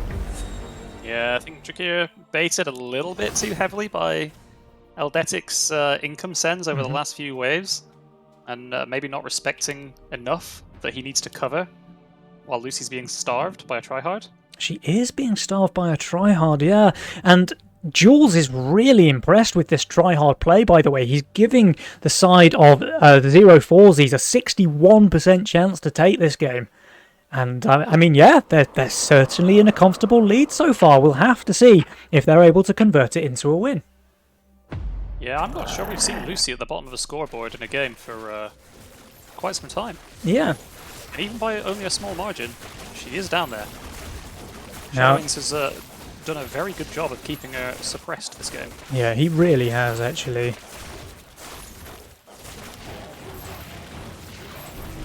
Alright, here comes an income send from Drakir and from Lucy, but Shadow and Eidetic, they save their Mythium. They are going to deny that Creditor. The question is, how well do they do here? I think the answer is just pretty fine, though, honestly. It's only an income send coming out. Eidetic's on nearly 1,500 value, including a Trinity Archer, so he's just definitely holding. Shadowwings might leak. He doesn't quite have the same power level that Eidetic does here. But that would, I think, just be good for them. Ideal. Yeah. I think they're hoping for that scenario, to be honest, and they may just get it because Drakir is continuing to send income here. So probably a pro leak here from Shadowwings. He did send a few king ups, but I think Shadow probably is still going to pro leak this. Eidetic, of course, that should just be an easy hold, I think. And he's just going for income, though. That surprises me. I think they could maybe have gone for some real damage here on 11. Though, having said that, with Sacrifice available, Lucy can just guarantee the Hades. So, yeah, I can see it, actually. I can see why they go for the income play. Judging from the brief look at their last few games tonight together, it does look like this has been the elected playstyle to have Shadow enable. I mean, it's what he's known for, right? He's a top-tier enabler. And to enable his teammate to play a little bit more income style, secure themselves a bit more of a late game, and he knows he's probably going to suicide, and I mean, he may not even need to ever be in that position, considering how far Lucy has been put out of the game already. Yeah, he's still the only person saving. Yeah, and E1, the only player of the game who is able to go Creditor here. So yeah, I mean, Shadow is just doing a really solid job of disabling FC Lucy, giving Eidetic the game of his life, it seems. I wonder when they decide to go next. I could see wave 14, honestly, like Shadow just going straight self-sacrifice into wave 14, where Drakir is not looking incredible. Sure, he has the Trinity Archer, but that said, he does also have the Hidden Badger in his role. Are we going to see another pro league from Shadow? Oh wait, no, it's a wave 12 send.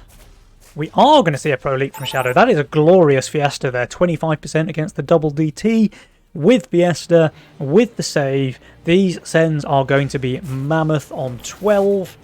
Let's see if they can get some work done. I think Drakir should easily hold here, assuming he doesn't just go for a massive shift.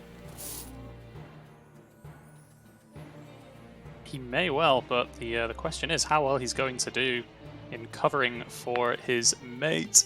He's on value, but it's all with units prepped for 13 more than anything. I mean, he has that Trinity, but other than that, he's got Gates and a Sov. Holy Avenger that he's just placed. Yeah. I mean, he's not building for 12. Yeah, he just has so much value, though. I think he should be fine here. Lucy... This send is pretty big. That is a 600 Mythium send wandering into FC Lucy's lane. She does have 2 alpha males. Like Halo. Yeah, the Halo is pretty good at chewing through the Kraken, honestly, but as soon as that dies, it's not great on 12. But 2.2k value is pretty great on 12. Regardless, this will be a bit of a leak there from Lucy, but Richard, he's comfortably holding. Shadow, another beautiful 25% Fiesta there, by the way. But yeah, I mean, Richard, he did stay on high value. He is able to hold. He's even going to cover most, if not all, of this. Not quite all, it seems, but he's done a damn good job there. Yeah.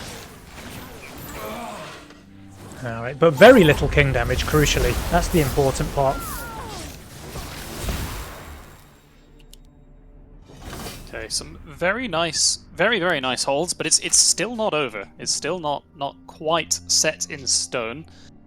Drakir has massively catapulted in workers now, even beyond Shadowings, but the advantage in workers still does go to the side of 0-4, even if they are perhaps not in the best position right now.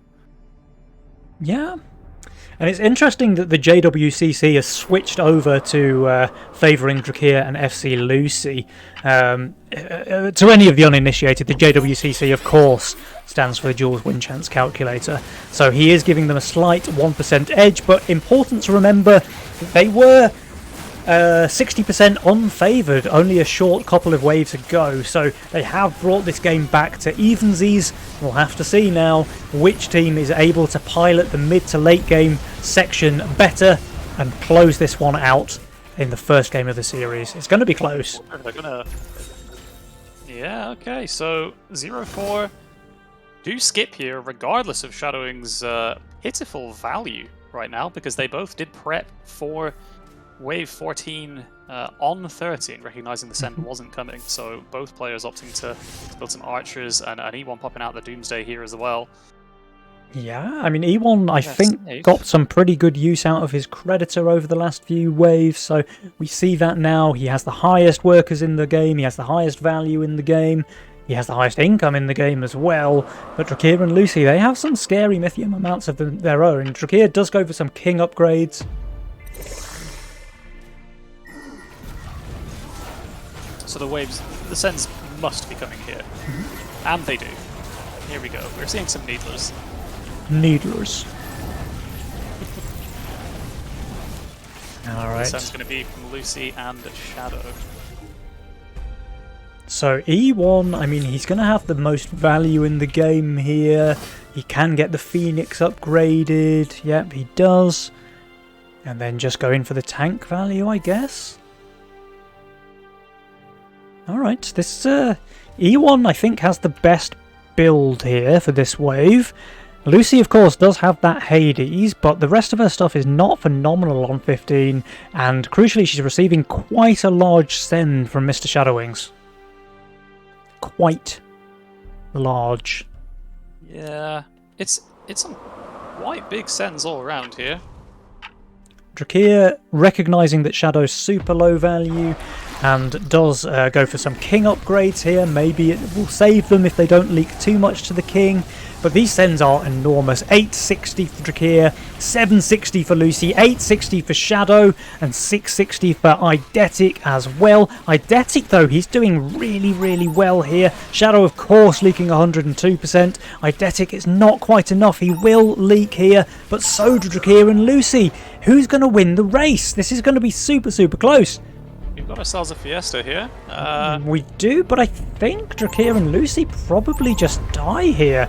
Like, E1's boss is low enough that it dies, it alleviates some of that damage, and yes, it looks like 0-4 Report and Banos putting the lie to their team name, winning here against Team Yi Yi. That was very, very close. That Needler looks one hit from death. But it gets that last chunk in, and yeah, victory for 0-4, which is... It did its job. It did its job. And this was really well played. Again, we have to refer to the graph here. Jules giving them a pretty solid lead during the mid-game kind of transition, and they were just able to convert it very nicely. So this Wave 12 send didn't work against Drakir, didn't get very much king damage. In fact, didn't get any king damage done, I think. But it did crucially keep Lucy very subdued in this game. Shadow just piling on immense amount of pressure throughout the game. Lucy never really able to play the way she wants to. Yeah, definitely. And that's if that's a sign of things to come, then yeah, they're looking very tough competition indeed on the 0-4. And obviously the send priority will switch coming into game 2. So Lucy might be able to actually play her game and watch Drakir suffer instead. But, yeah. We'll see. I have to say as well, like, this is our tournament favourites on the side of Team Yi Yi, and currently they're fighting for their life because this is the elimination match, and they're currently 1 point down. So they're only one loss away from going out of September Nova Cup on day 1.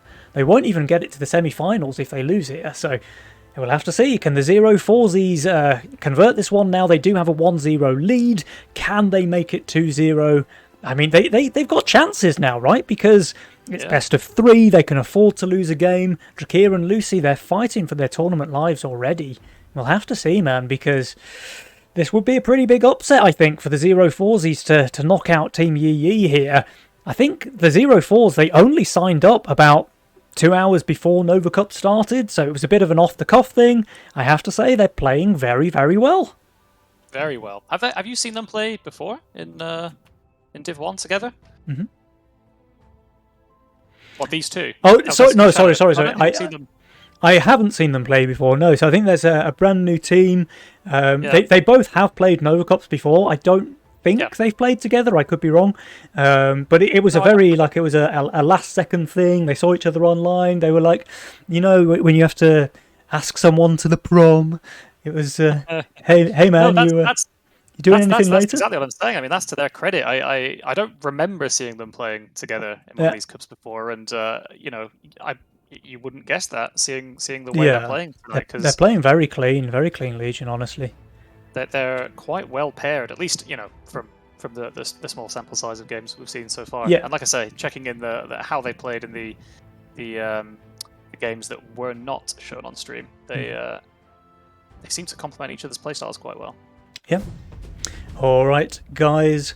So remember, this is now everything to play for Team Yi Yi. They cannot afford to lose here, otherwise their tournament dream will end. But 0-4s, they're performing extremely well so far. Let's see what happens in game number 2.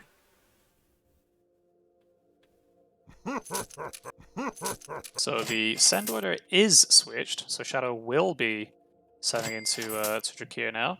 And we have 2 greed, 2 cash out. So nothing exceptionally risky here. And no one yet locking in their role. The King spells nothing aggressive whatsoever. So we only have some allowance, hero, and guardian angel.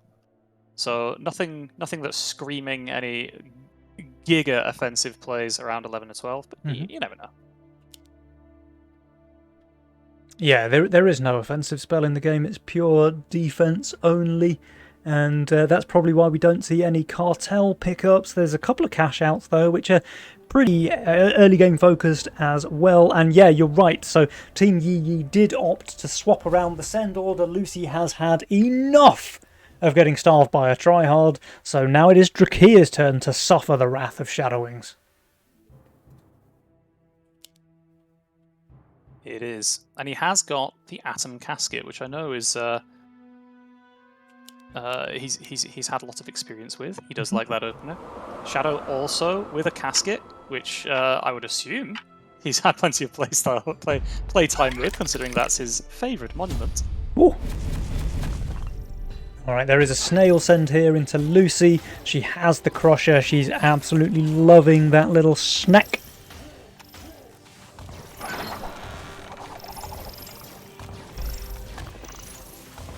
I actually have not played with the casket much since the change.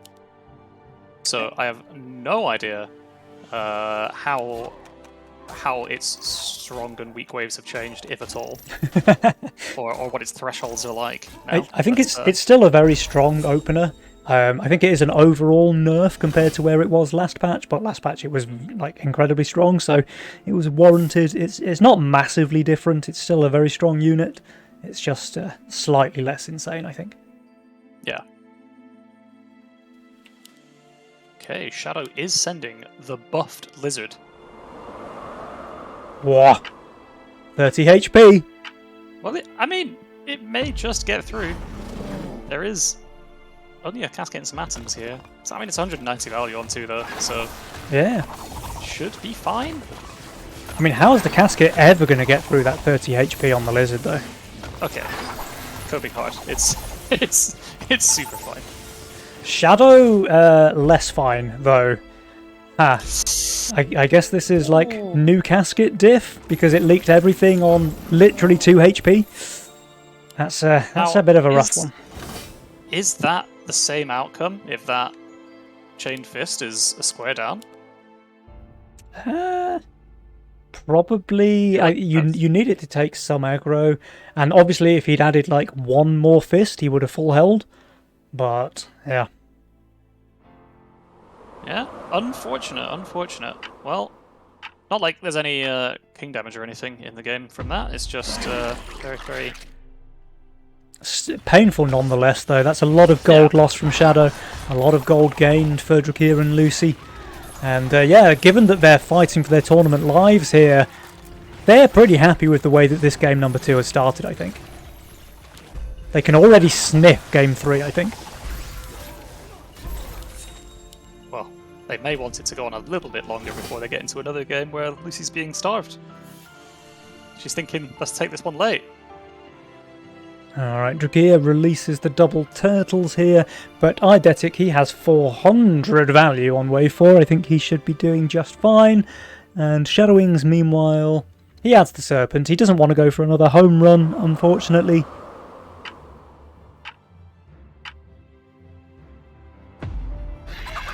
Only the 60 send. I think he should be completely fine there. Meanwhile, let's check out Eidetic with the 100 send. I think with the Antler, though, he should just be totally fine. Like, it's infinite tank value on the wave, right? Sure, he lacks some damage, but he has the value. Shadow. Hey, he does go for a Pro Leak here against the Fiend. 33% there. And Eidetic, actually, he's going to leak as well. It won't be big. It's going to be 3 chickens. So this will be First Blood now here on Wave 4, but Eidetic and Shadow, they are saving their Mythium, like the little try-hards they are. So let's see when they decide to release that. Will it be Wave 6, perhaps? Ah, it's Wave 5. Yeah, Brute incoming. We have the Brute into Lucy's lane. That probably will generate a bit of a leak. It can only be paired with 1 snail though, so not the biggest send of all time. Drakir, meanwhile, he has the Treant, he has 3 atoms as well. He's receiving 2 lizards, and even with the extra HP, I think he's going to hold quite comfortably.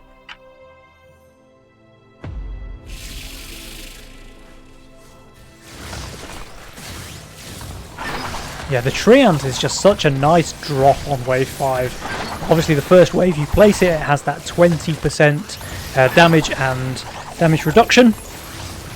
So it's just the perfect tank, does some decent damage at killing the boss, and that's a very easy hold there from Drakir. Lucy, as expected, she is leaking, but I was watching the wrong lane because actually Shadowwings, 81% here to Fiend, Snail. This game is not really going our Shadow's way, I think. It seems to be... That's really unfortunate. You don't go full suicide. You need to yeah, add something to kill the boss on 5. you do need to kill the Scorpion on 5, yeah. It is written, it is known.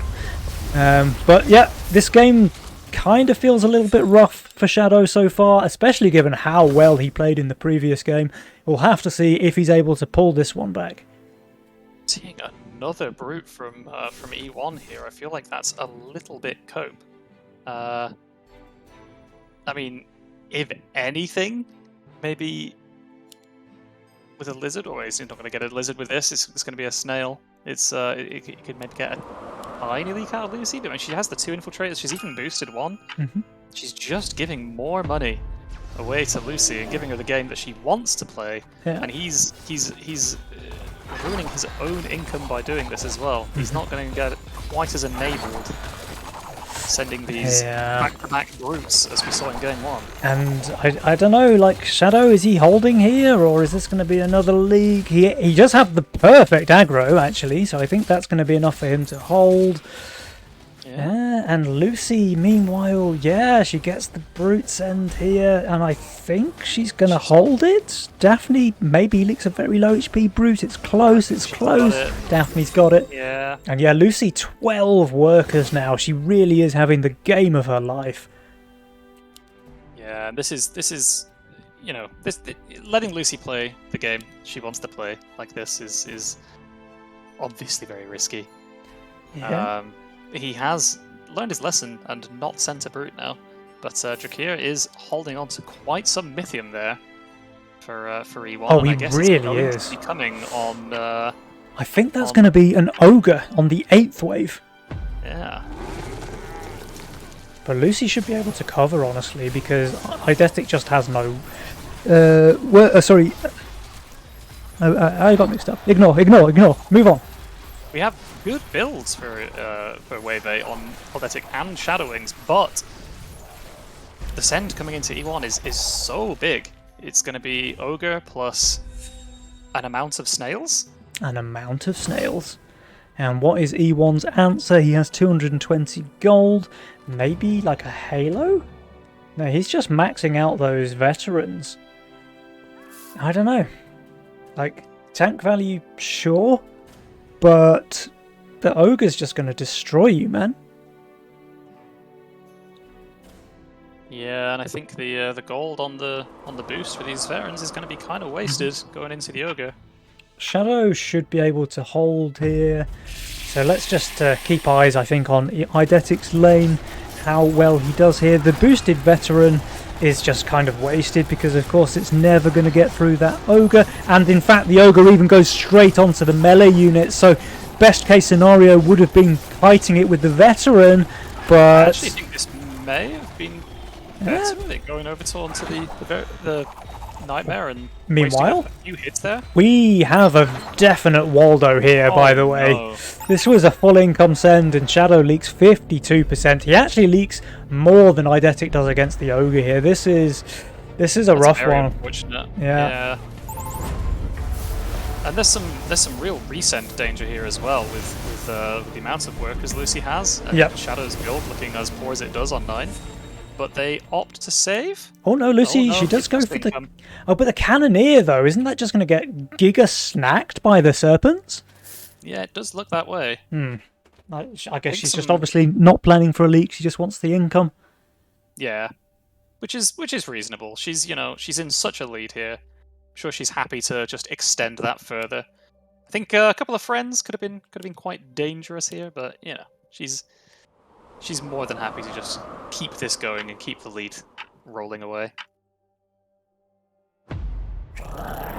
Yep.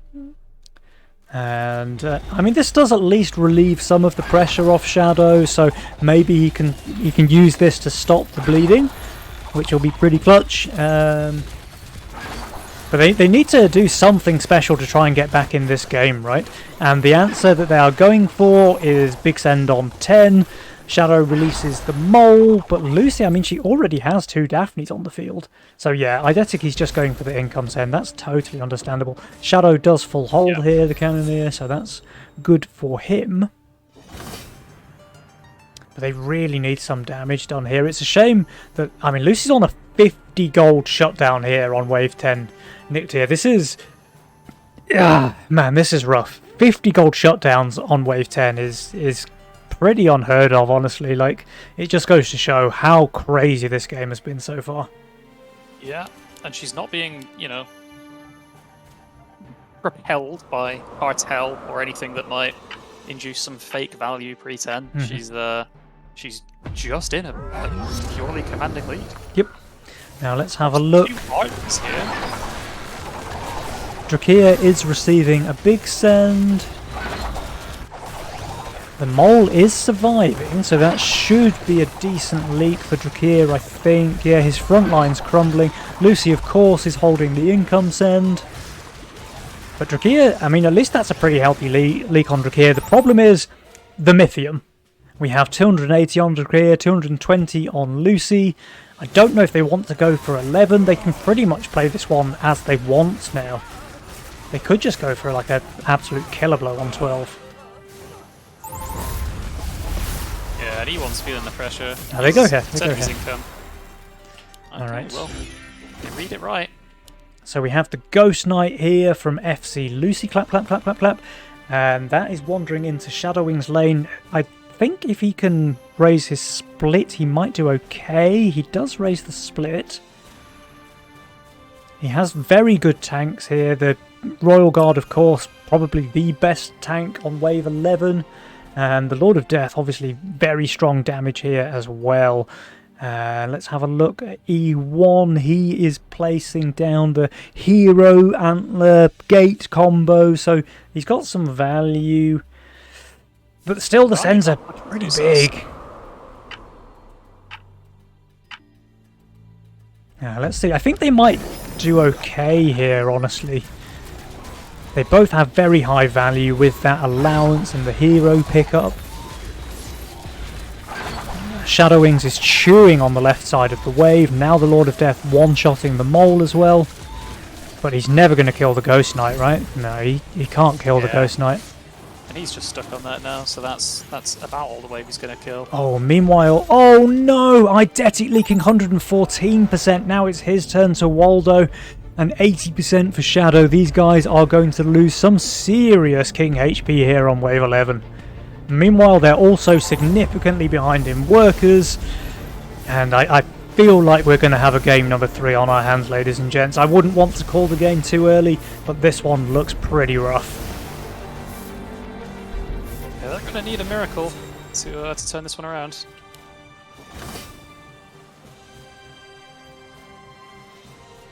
Lucy now up to a 100 gold shutdown. Wow. 100 gold Honestly, shutdown on that 12. It feels like that could be a bit more generous, to be honest. Yeah. I mean, Jules is giving them a 76% chance to win, and I think he might be undercooking it, honestly. Like, the Drakir and Lucy, they feel very far ahead right now. Yeah, definitely. E1 and Shadow both did push the end of the wave to get up to 21 and 22 Workers, but you know they're matching Drakir and Lucy, and they don't have the same amount of gold floating. They are going for a big wave 13 send. Drakir's going to have a Sovereign there, maybe with a Tree of Life as well. Let's see if Team Yi Yi decide to skip here. They do, but so does Eidetic. What? Is this after income Ram? Or maybe? I mean, how much does he get here? Needler? He could probably reach. up? He could reach Needler, but it is going to be the Ram. I don't know, man. I mean, Lucy, she has the Doomsday Machine as well. I think she's going to do pretty well here. Hidden on 12, right? So Yeah. She built it from nowhere, and it's on the hero aura. Quite masterfully baited, really. Yeah. Shadow does get the Witch out as well, so there's 440 Mythium from Drakir. He's also lower value. Lucy's just chilling on plus 120, by the way. I mean, this is a full Hail Mary. Both Yeah. Shadow continued to push coming into this wave. E1 only by a couple. Shadow all the way up to 32. I mean, Lucy's If just this full doesn't holding work, here. which it isn't.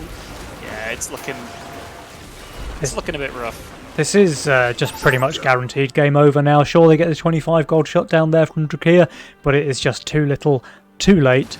And here comes the answering send now from Drakir and Lucy onto wave 14. We'll have to see how this one goes, but I think there's only one answer to that. In fact, Shadow and Eidetic are losing King HP here to the no send. And a big old huff of copium with this income send, I think. But Yeah. let's see. I mean, the sends are enormous. There's a double Centaur from Drakir, there's Centaur Pack Mole, and yeah, Eidetic, he's a knower. He's drawing the smiley I face. approve of this build, yeah. I love it. You love to see this. Oh, he's raising the eyes. The eyes were too low. Maybe we can get a nose as well. You've got to make it symmetrical. And Shadow joining in. Good. They've got the double smilers. They're not unaware. They've got the information. They're just they want to go out in style. Yeah, I think they're going to can respect achieve that. that for sure, because here's a 700 send for Eidetic. Here's a 760 send for Shadow Wings as well. And the GGs are coming out. Let's see if we get to see the king die. I think we will. 167% leak there for Shadow, 155 from Eidetic. Even his guild emblem not powerful enough to save him here. Look at this mammoth, 24 creeps reaching the king. I think even with tenacity removal, the king cannot hold this. And yeah, that is a tied series with Yi bringing it back to a 1-1. And this was an absolutely dominant performance here in game number 2. It really was. And this is Holy. This is what I mentioned before this series started, that I was a little worried about. That you know, they do seem to have settled into these roles of Shadow as the enabler and getting into the mid game with E1 in a good position to hold, and then they seemingly always go for some kind of mid game super push, either suicide or just close to. And if they've not got the right send order, they don't get the early game quite right, it feels like it just falters. Yeah. But that said, they are going to get to switch back to Shadow sending into Lucy again in game 3. They won't be able to play quite the same way they did in game 1. They won't have the Fiesta option, but that probably is still the preferred order for them. I would expect see Shadow sending into Lucy in this game. I mean, this game just started off on the wrong foot, right? Like, Shadow leaking 83% to a snail. You have to think, you know, if he was able to hold on wave 2, maybe the game is completely different. But having said that, if my grandmother had wheels, she'd be a bicycle. So there's no point in wondering what might have happened. We saw what did happen, and the result was a pretty rough early game for Shadow into, to be fair, expected victory there from Drakir and Lucy. Like, if your early game goes that badly, you're probably going to lose the game. And, you know, they gave it their best shot, but it wasn't enough. And that does mean that Yi have tied the series. And crucially, guys, it means that we get to see game number 3, which means every series so far today has gone the full distance, which just goes to show the tenacity of all of our players and how close the field is, honestly, to see that all of the teams have been so evenly matched that they've gone full best of 3 every single time. Yeah, we've been quite lucky in that regard. Looks like a lot of the other games in Division 1 today did end up being those 2-0 walkthroughs. So nice that we've managed to catch all of these lovely 3-game series. Yeah, although my voice is getting a little bit hoarse towards the end. You know, can't the players think of the casters sometime? Can't they just give us a bit of a break and, you know, just go for some 2-0 stomps? Because I'm getting old, man. I'm getting old. They're not thinking about you. They're thinking about the fans. They want to give the about people the what they fans. want. The drops. They're thinking about the the fans. games. They're thinking about the glory. They're thinking about the fat cash prize at the end of it all. Hell yeah. All right. So let's see, we are 1-1 now, moving into the final game of the Elimination Series. Only one of these two teams will make it through till tomorrow's semi-final, where they will face off against Adams and Aviator. Who will it be? Yi, the reigning champions, or 0-4, Report and Banus, aka the 0-4sies, aka Rabu? Shadowwings and Itetic, will they make it or will they crumble here? They've got to be feeling kind of rough after the previous game, so let's see if they can bring it back and perform the way they did in the first game. Here it is, everything to play for, game 3. Okay, we've got a couple of Cartel pickups. Drakir going for Greed. What is Shadow going to opt for? The spells we've got in the game are Sacrifice, Magician, and Embargo. So, Embargo, the only sort of semi-aggressive spell in the game, can lead to some interesting situations where, you know, a bit of mind gaming around that 11-12 wave send if you expect that someone's embargoing and try and catch them off guard. But yeah, nothing, no overworks, no all-out assaults, Mm-hmm. and also no super defensive spells. Sacrifice is pretty good. Magician is obviously an amazing buff spell if you have the units for it. Shadow actually going for Castle here. Eidetic? No, you cannot. Did he play Cartel already today? I think he played Cartel game 1 actually. Hold on, I'm checking. Yeah, he was Cartel in game 1. They're asking for a remake. I can't type in all chat. Yeah, Shadow didn't build. They're going for a remake. Yeah, that's fine. It's good he picked that up because it might have been. Yeah, I mean, I wouldn't have picked it up. Before I realised. There ain't no way that I can remember what happened like 2 games ago, man. I can't even remember who won last game. Never mind what masterminds they were. Yeah. Wait, who am I? What year is it? Who's the president? Okay, we'll wait for the game to come back up here. There it is.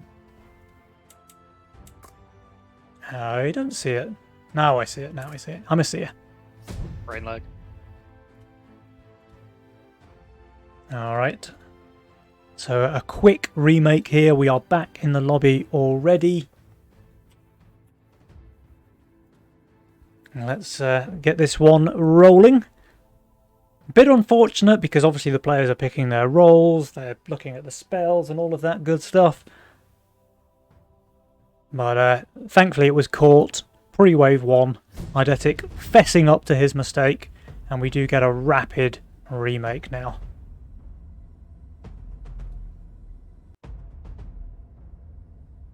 Noticing Shadow and Eldetic do in fact have the best campaign boss as their profile pictures. Oh, yeah.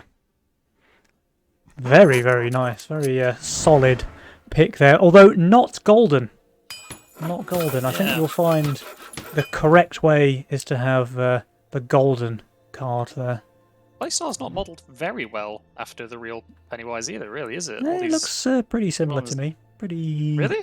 Pretty, Every time I played her, she never started with 4 anglers. I don't get it. Oh, chat is picking up on me saying that I'm getting old.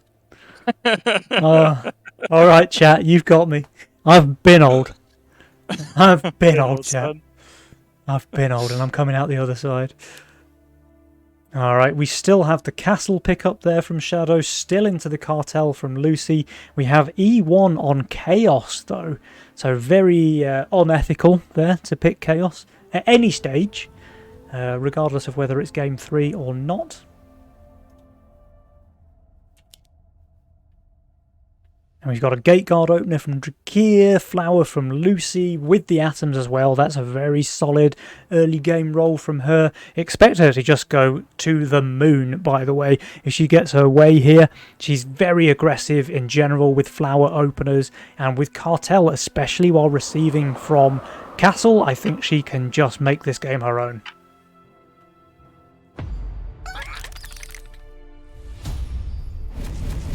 Everybody king up on wave 1. Nothing particularly special to write home about so far. Not sure how slow the wave will be with the gate guard, or if Drakir is going to be pushing to 6 or not here. He does have the cat, so like, he's not opting for the 6th worker. Okay. He's just going for the cat and a buzz as well, so he's playing extra safe there. Eidetic, he does find the angler here, so he's basically playing the same opener that he played last game, just one wave delayed on that angler, and of course, he's Chaos.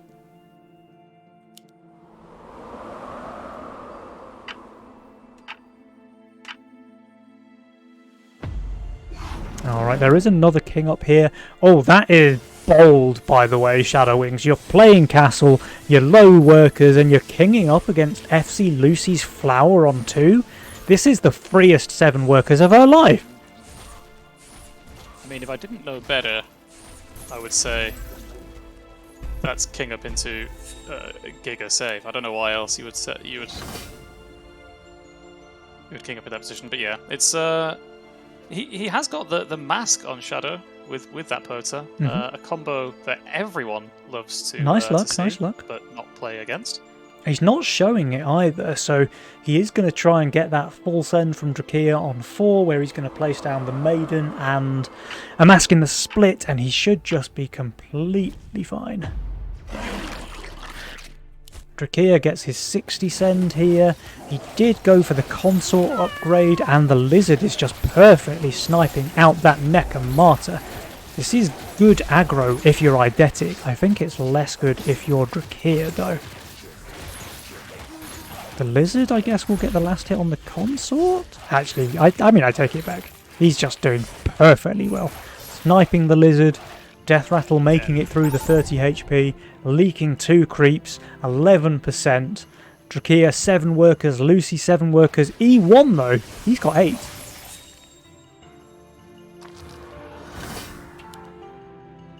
He does, yeah. Shadow now revealing his mask. And I would expect that he's completely fine here with that. He's got 55 gold to play 100%. with. I think he's going to go for the kite. So places down the 1 mask over there. Is it? It's too low though, right? He wants that mask to be half a square higher.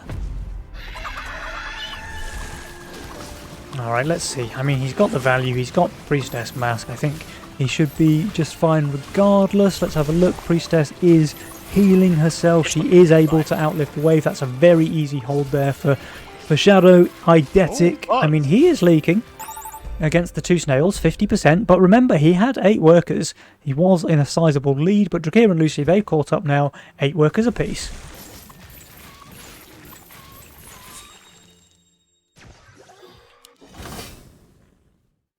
And Shadow does push post the start of wave 5, so he's joined them up there.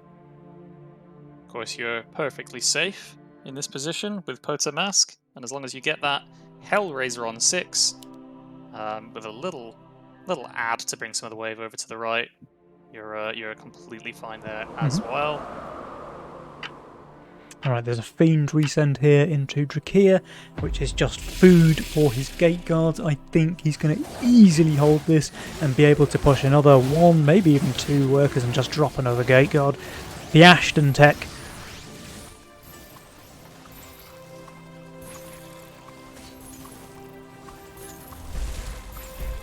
Yeah, so pretty comfortable holds all around here. And Drakir, yeah, sure, he got the Fiend, but he's more than capable of dealing with that. Meanwhile, we have the Drake send coming out from FC Lucy. Clap, clap, clap, clap, clap. But we have a Brute send here from Eidetic. So let's see. Drakir, he's got 120 gold. He is building, but he's building for 7, it seems. He's dropping the Necromartyr, adding a couple of stacks. Maybe he can leak. I don't know though. A Gate Guard is so strong on wave 6, honestly. It's crazy how good that unit is on this wave. I think he's probably going to be fine. Lucy's just receiving a Dino, so she's going to do okay. Let's have a look at Eidetic's lane. He is receiving a fairly big send here. The Drake and the Snail. 140 Mythium walks into a lane. Is there a counter?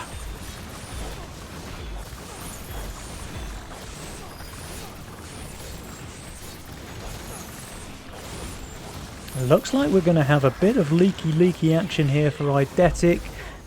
Can he kill one more? He can. Still a pretty chunky leak though. And actually Lucy and Drakir both leak as well. I'm surprised with Drakir, but I think some unlucky focus there. His gate guards were wailing on the Brute instead of one-shotting the Roccos. As a result, pretty big leaks and first blood going the way of 0-4 Report and Banos. Here, holding on to quite some Mythium there for Shadow. He is, and they have some decent worker numbers as well. 10 for Drakir, 11 for FC Lucy, and Shadow with that castle, he's only able to push up to 8 workers here. We'll have to see if Drakir wants to go for a wave 8 send, or does he go a little bit longer and just demolish Shadow on wave 9? Because if we look at Shadow's role, as powerful as it is with Priestess Mask, with Daphne as well for wave 10, he looks garbage on wave 9.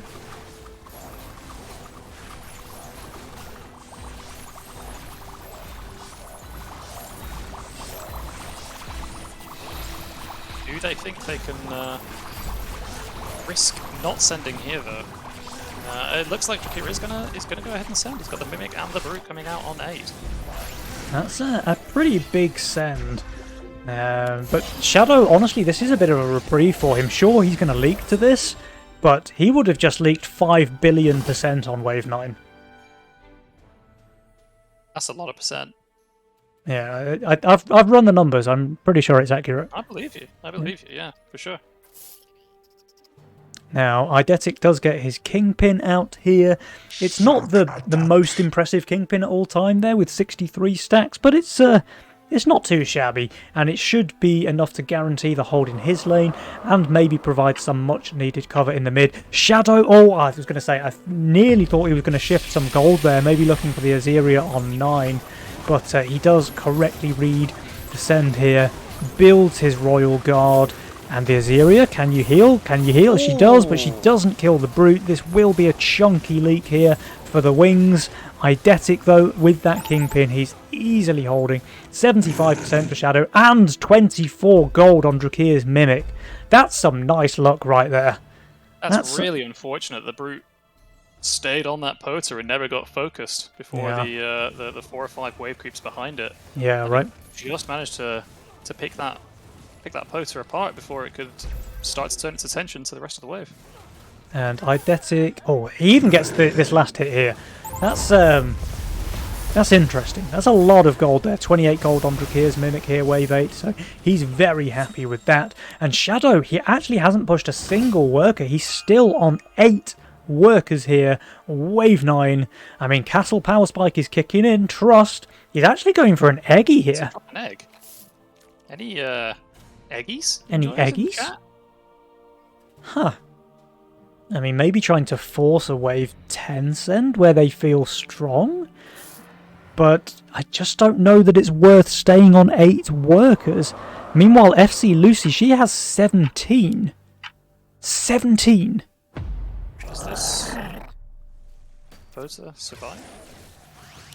Let's find out. It's much of the wave on the left? It does not. It's survivant. Is this a Waldo? Or the Hellraiser just... Hellraiser actually so much damage on Yeah, that. Hellraiser insane damage. Let's get a damage tracker on that bad boy. 3.4k damage on the Hellraiser. He is able to hold the no send. But here comes the yes send on wave 10. Now he's going to drop the second Daphne with 125 gold. What else do you want to add? A couple more Rangers? Sure. I have a feeling his egg is going to pop here, though. Yeah, but he may do just fine here, and they have well, I assume they wanted this situation. I assume they wanted to bait the sends in here so they can go a bit longer. Yeah. And tee-hee-hee it up. Yeah. So as long as they hold these sends well, which I assume they will. They should. Like I'm assuming that Shadow's egg does die here, but he did successfully bait descend at least, and Eidetic's got a freehold, I guess. Yep. Shadow's got a freehold. They go for the send on 11, but like Shadow was 8 workers, man. Like, sure, you bait the send and then you get the resend, but your resend is 2 DTs and a dino, you know? Yeah, there is that. There's giant snails picked up there by Eidetic. He's adding a bunch of them to his Ghost Knight here. And Drakir, I feel like, probably going to go for a bit of a leak over on here, wave 11. FC Lucy does get the banana bunk there in a reroll. Places it down. Nice luck. We have, meanwhile, another egg coming out from Shadow. Huh. Huh. More eggies.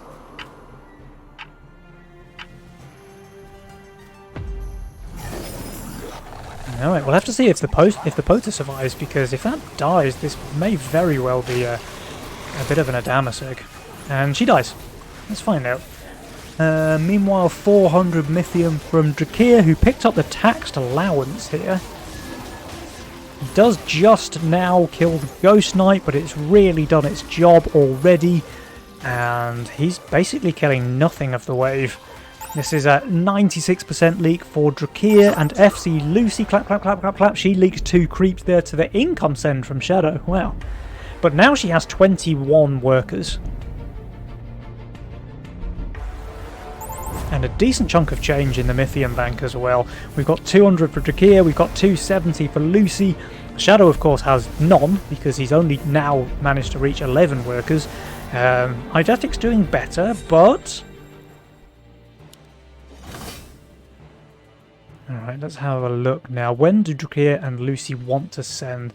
I feel like it probably has to be 14 into Shadow and Eidetic, because Shadow's egg will, of course, pop here on wave 13, so we'll have 1 fully stacked Hydra and 1 slightly injured Hydra. And he's going to have value for days. He's already plus 285 value here.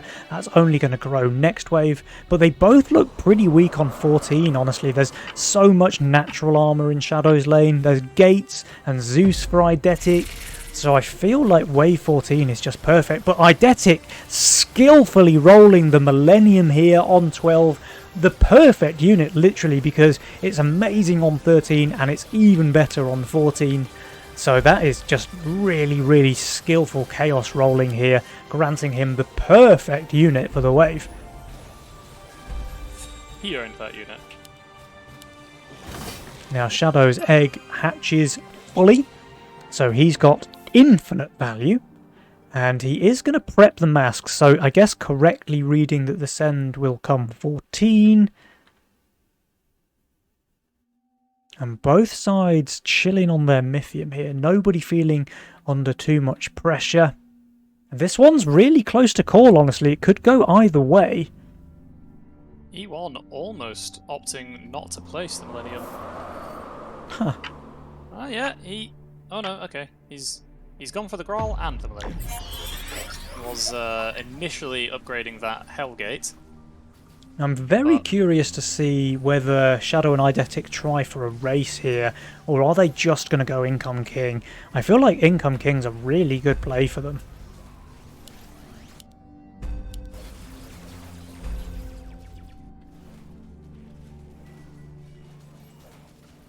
Are they just going to hold? Oh, the hold is very risky. Very risky. I mean, sure, Shadow's going to be... He's actually going to be overvalued, but so much of his value is weak here. He's got Hydras, he's got Royal Guards, he's got...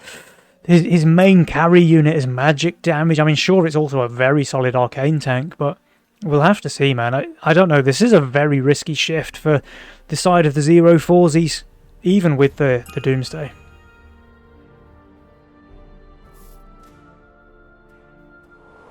Really is.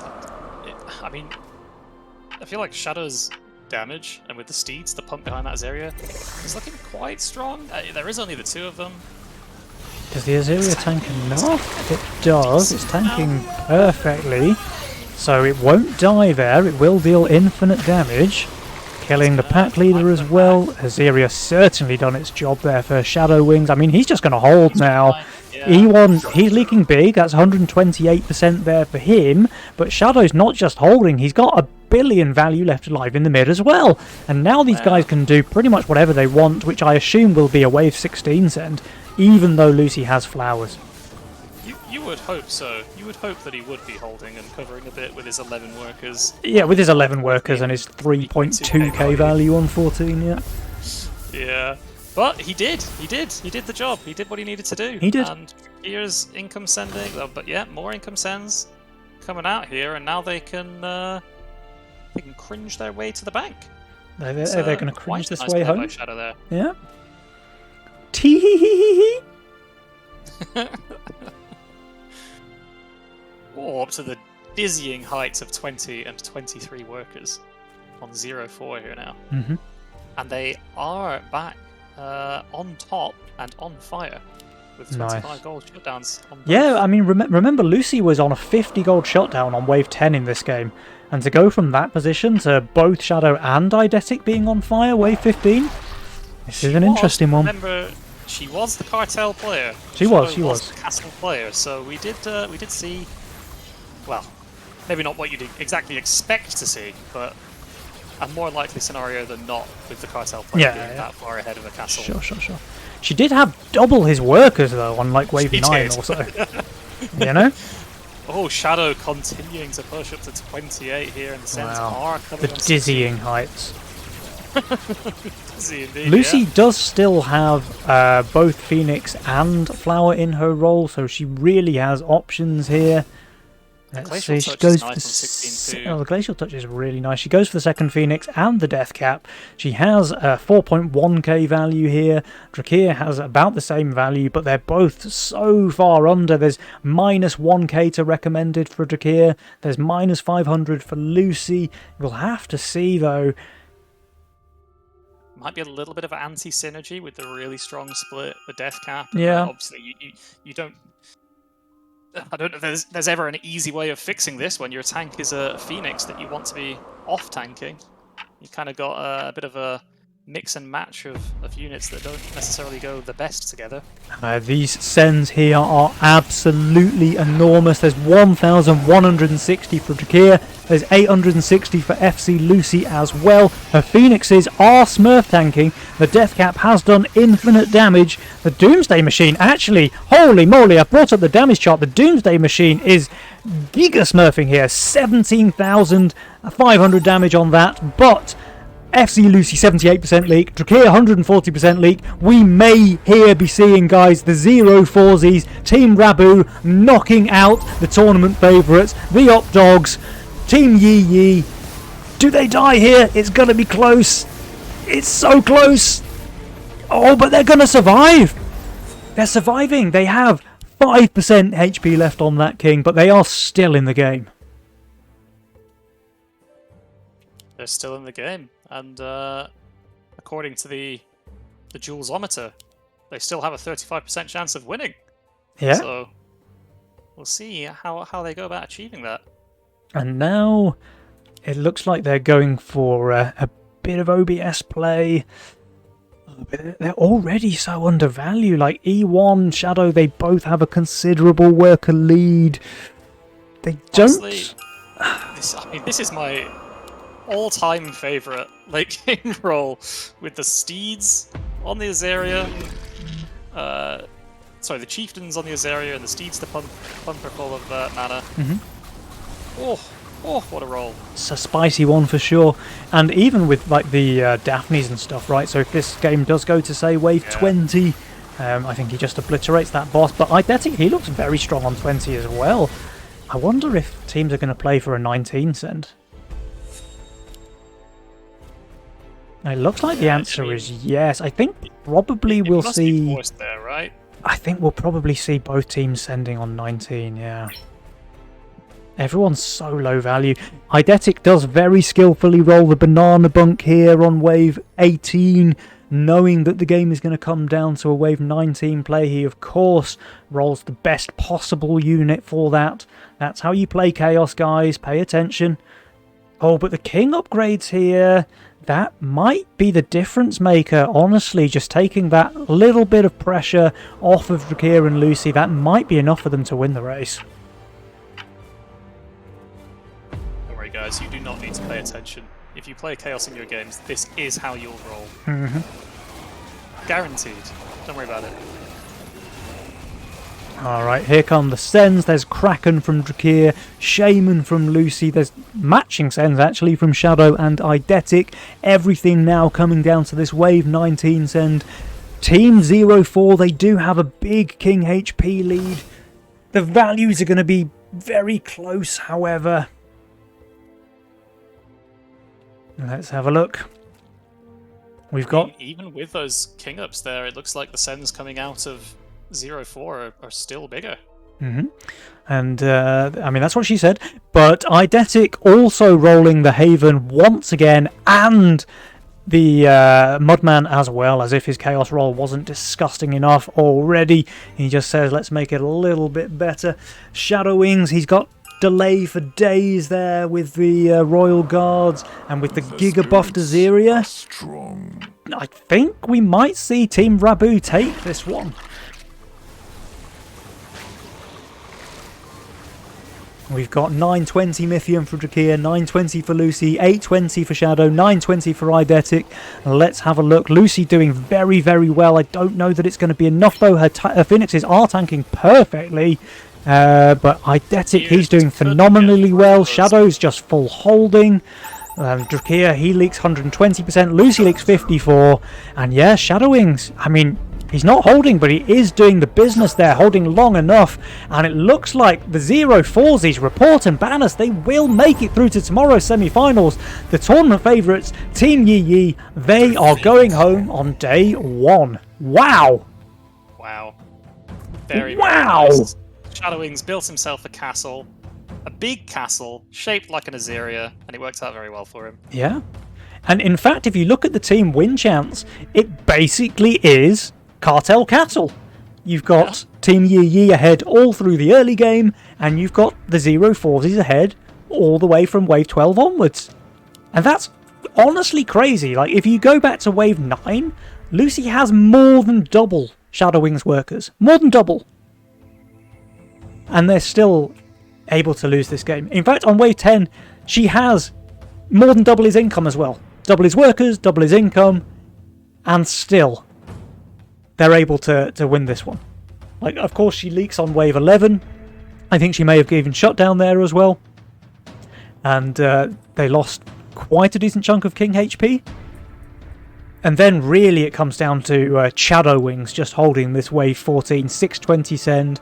Easily holds it while being plus 60 value. Covers for his teammate as well. They took 5% King damage there, which is basically nothing. And then they just go one longer and go for this massive killer blow on 16. Sure, Yi Yi survived, but barely. And as a result, on 19, that's all she wrote. And the 04s, they are going to tomorrow, while Drakir and Lucy, they go home with nothing.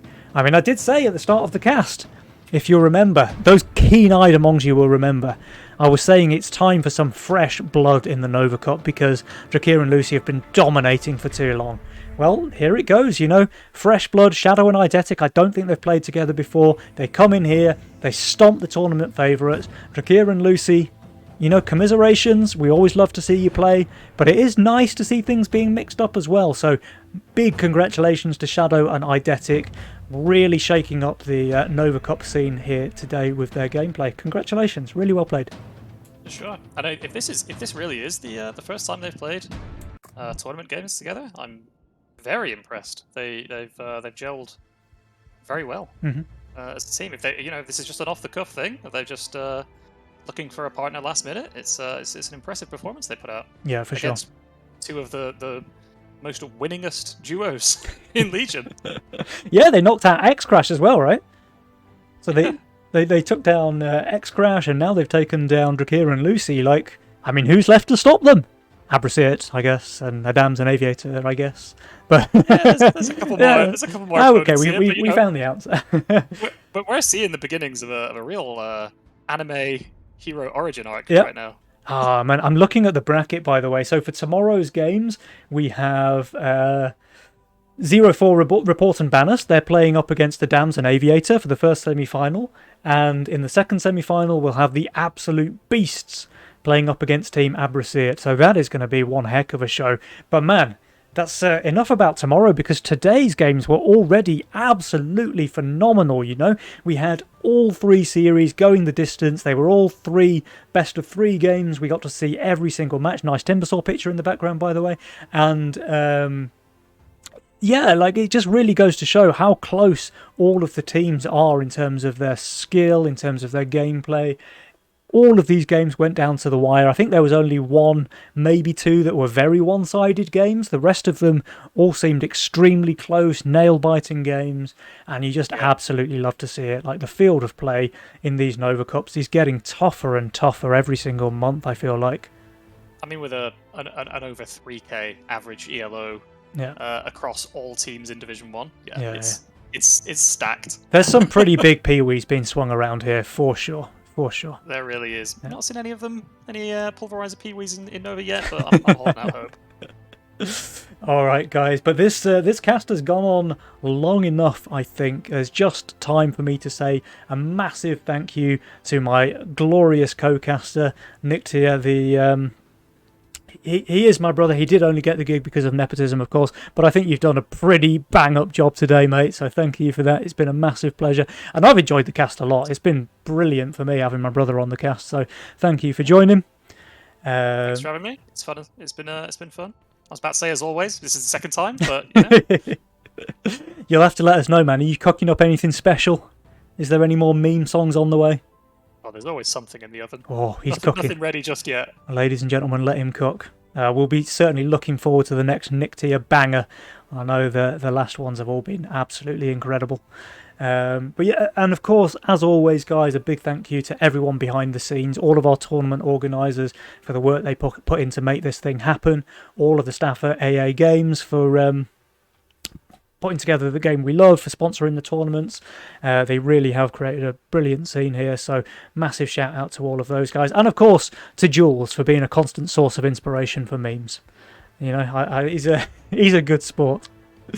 But yeah, guys, I hope you've enjoyed the show. I certainly have, and make sure that everyone is back here tomorrow for the finals, because today's games have been amazing, but tomorrow's games are going to be even better, I feel like. So make sure you're here tomorrow, same time, for the semi-finals. And on that note, I think goodbye. Unless, Nictia, any final words from yourself? Nope. Ciao, guys. Sweet. All right, guys. On that note, we will see you tomorrow. Goodbye.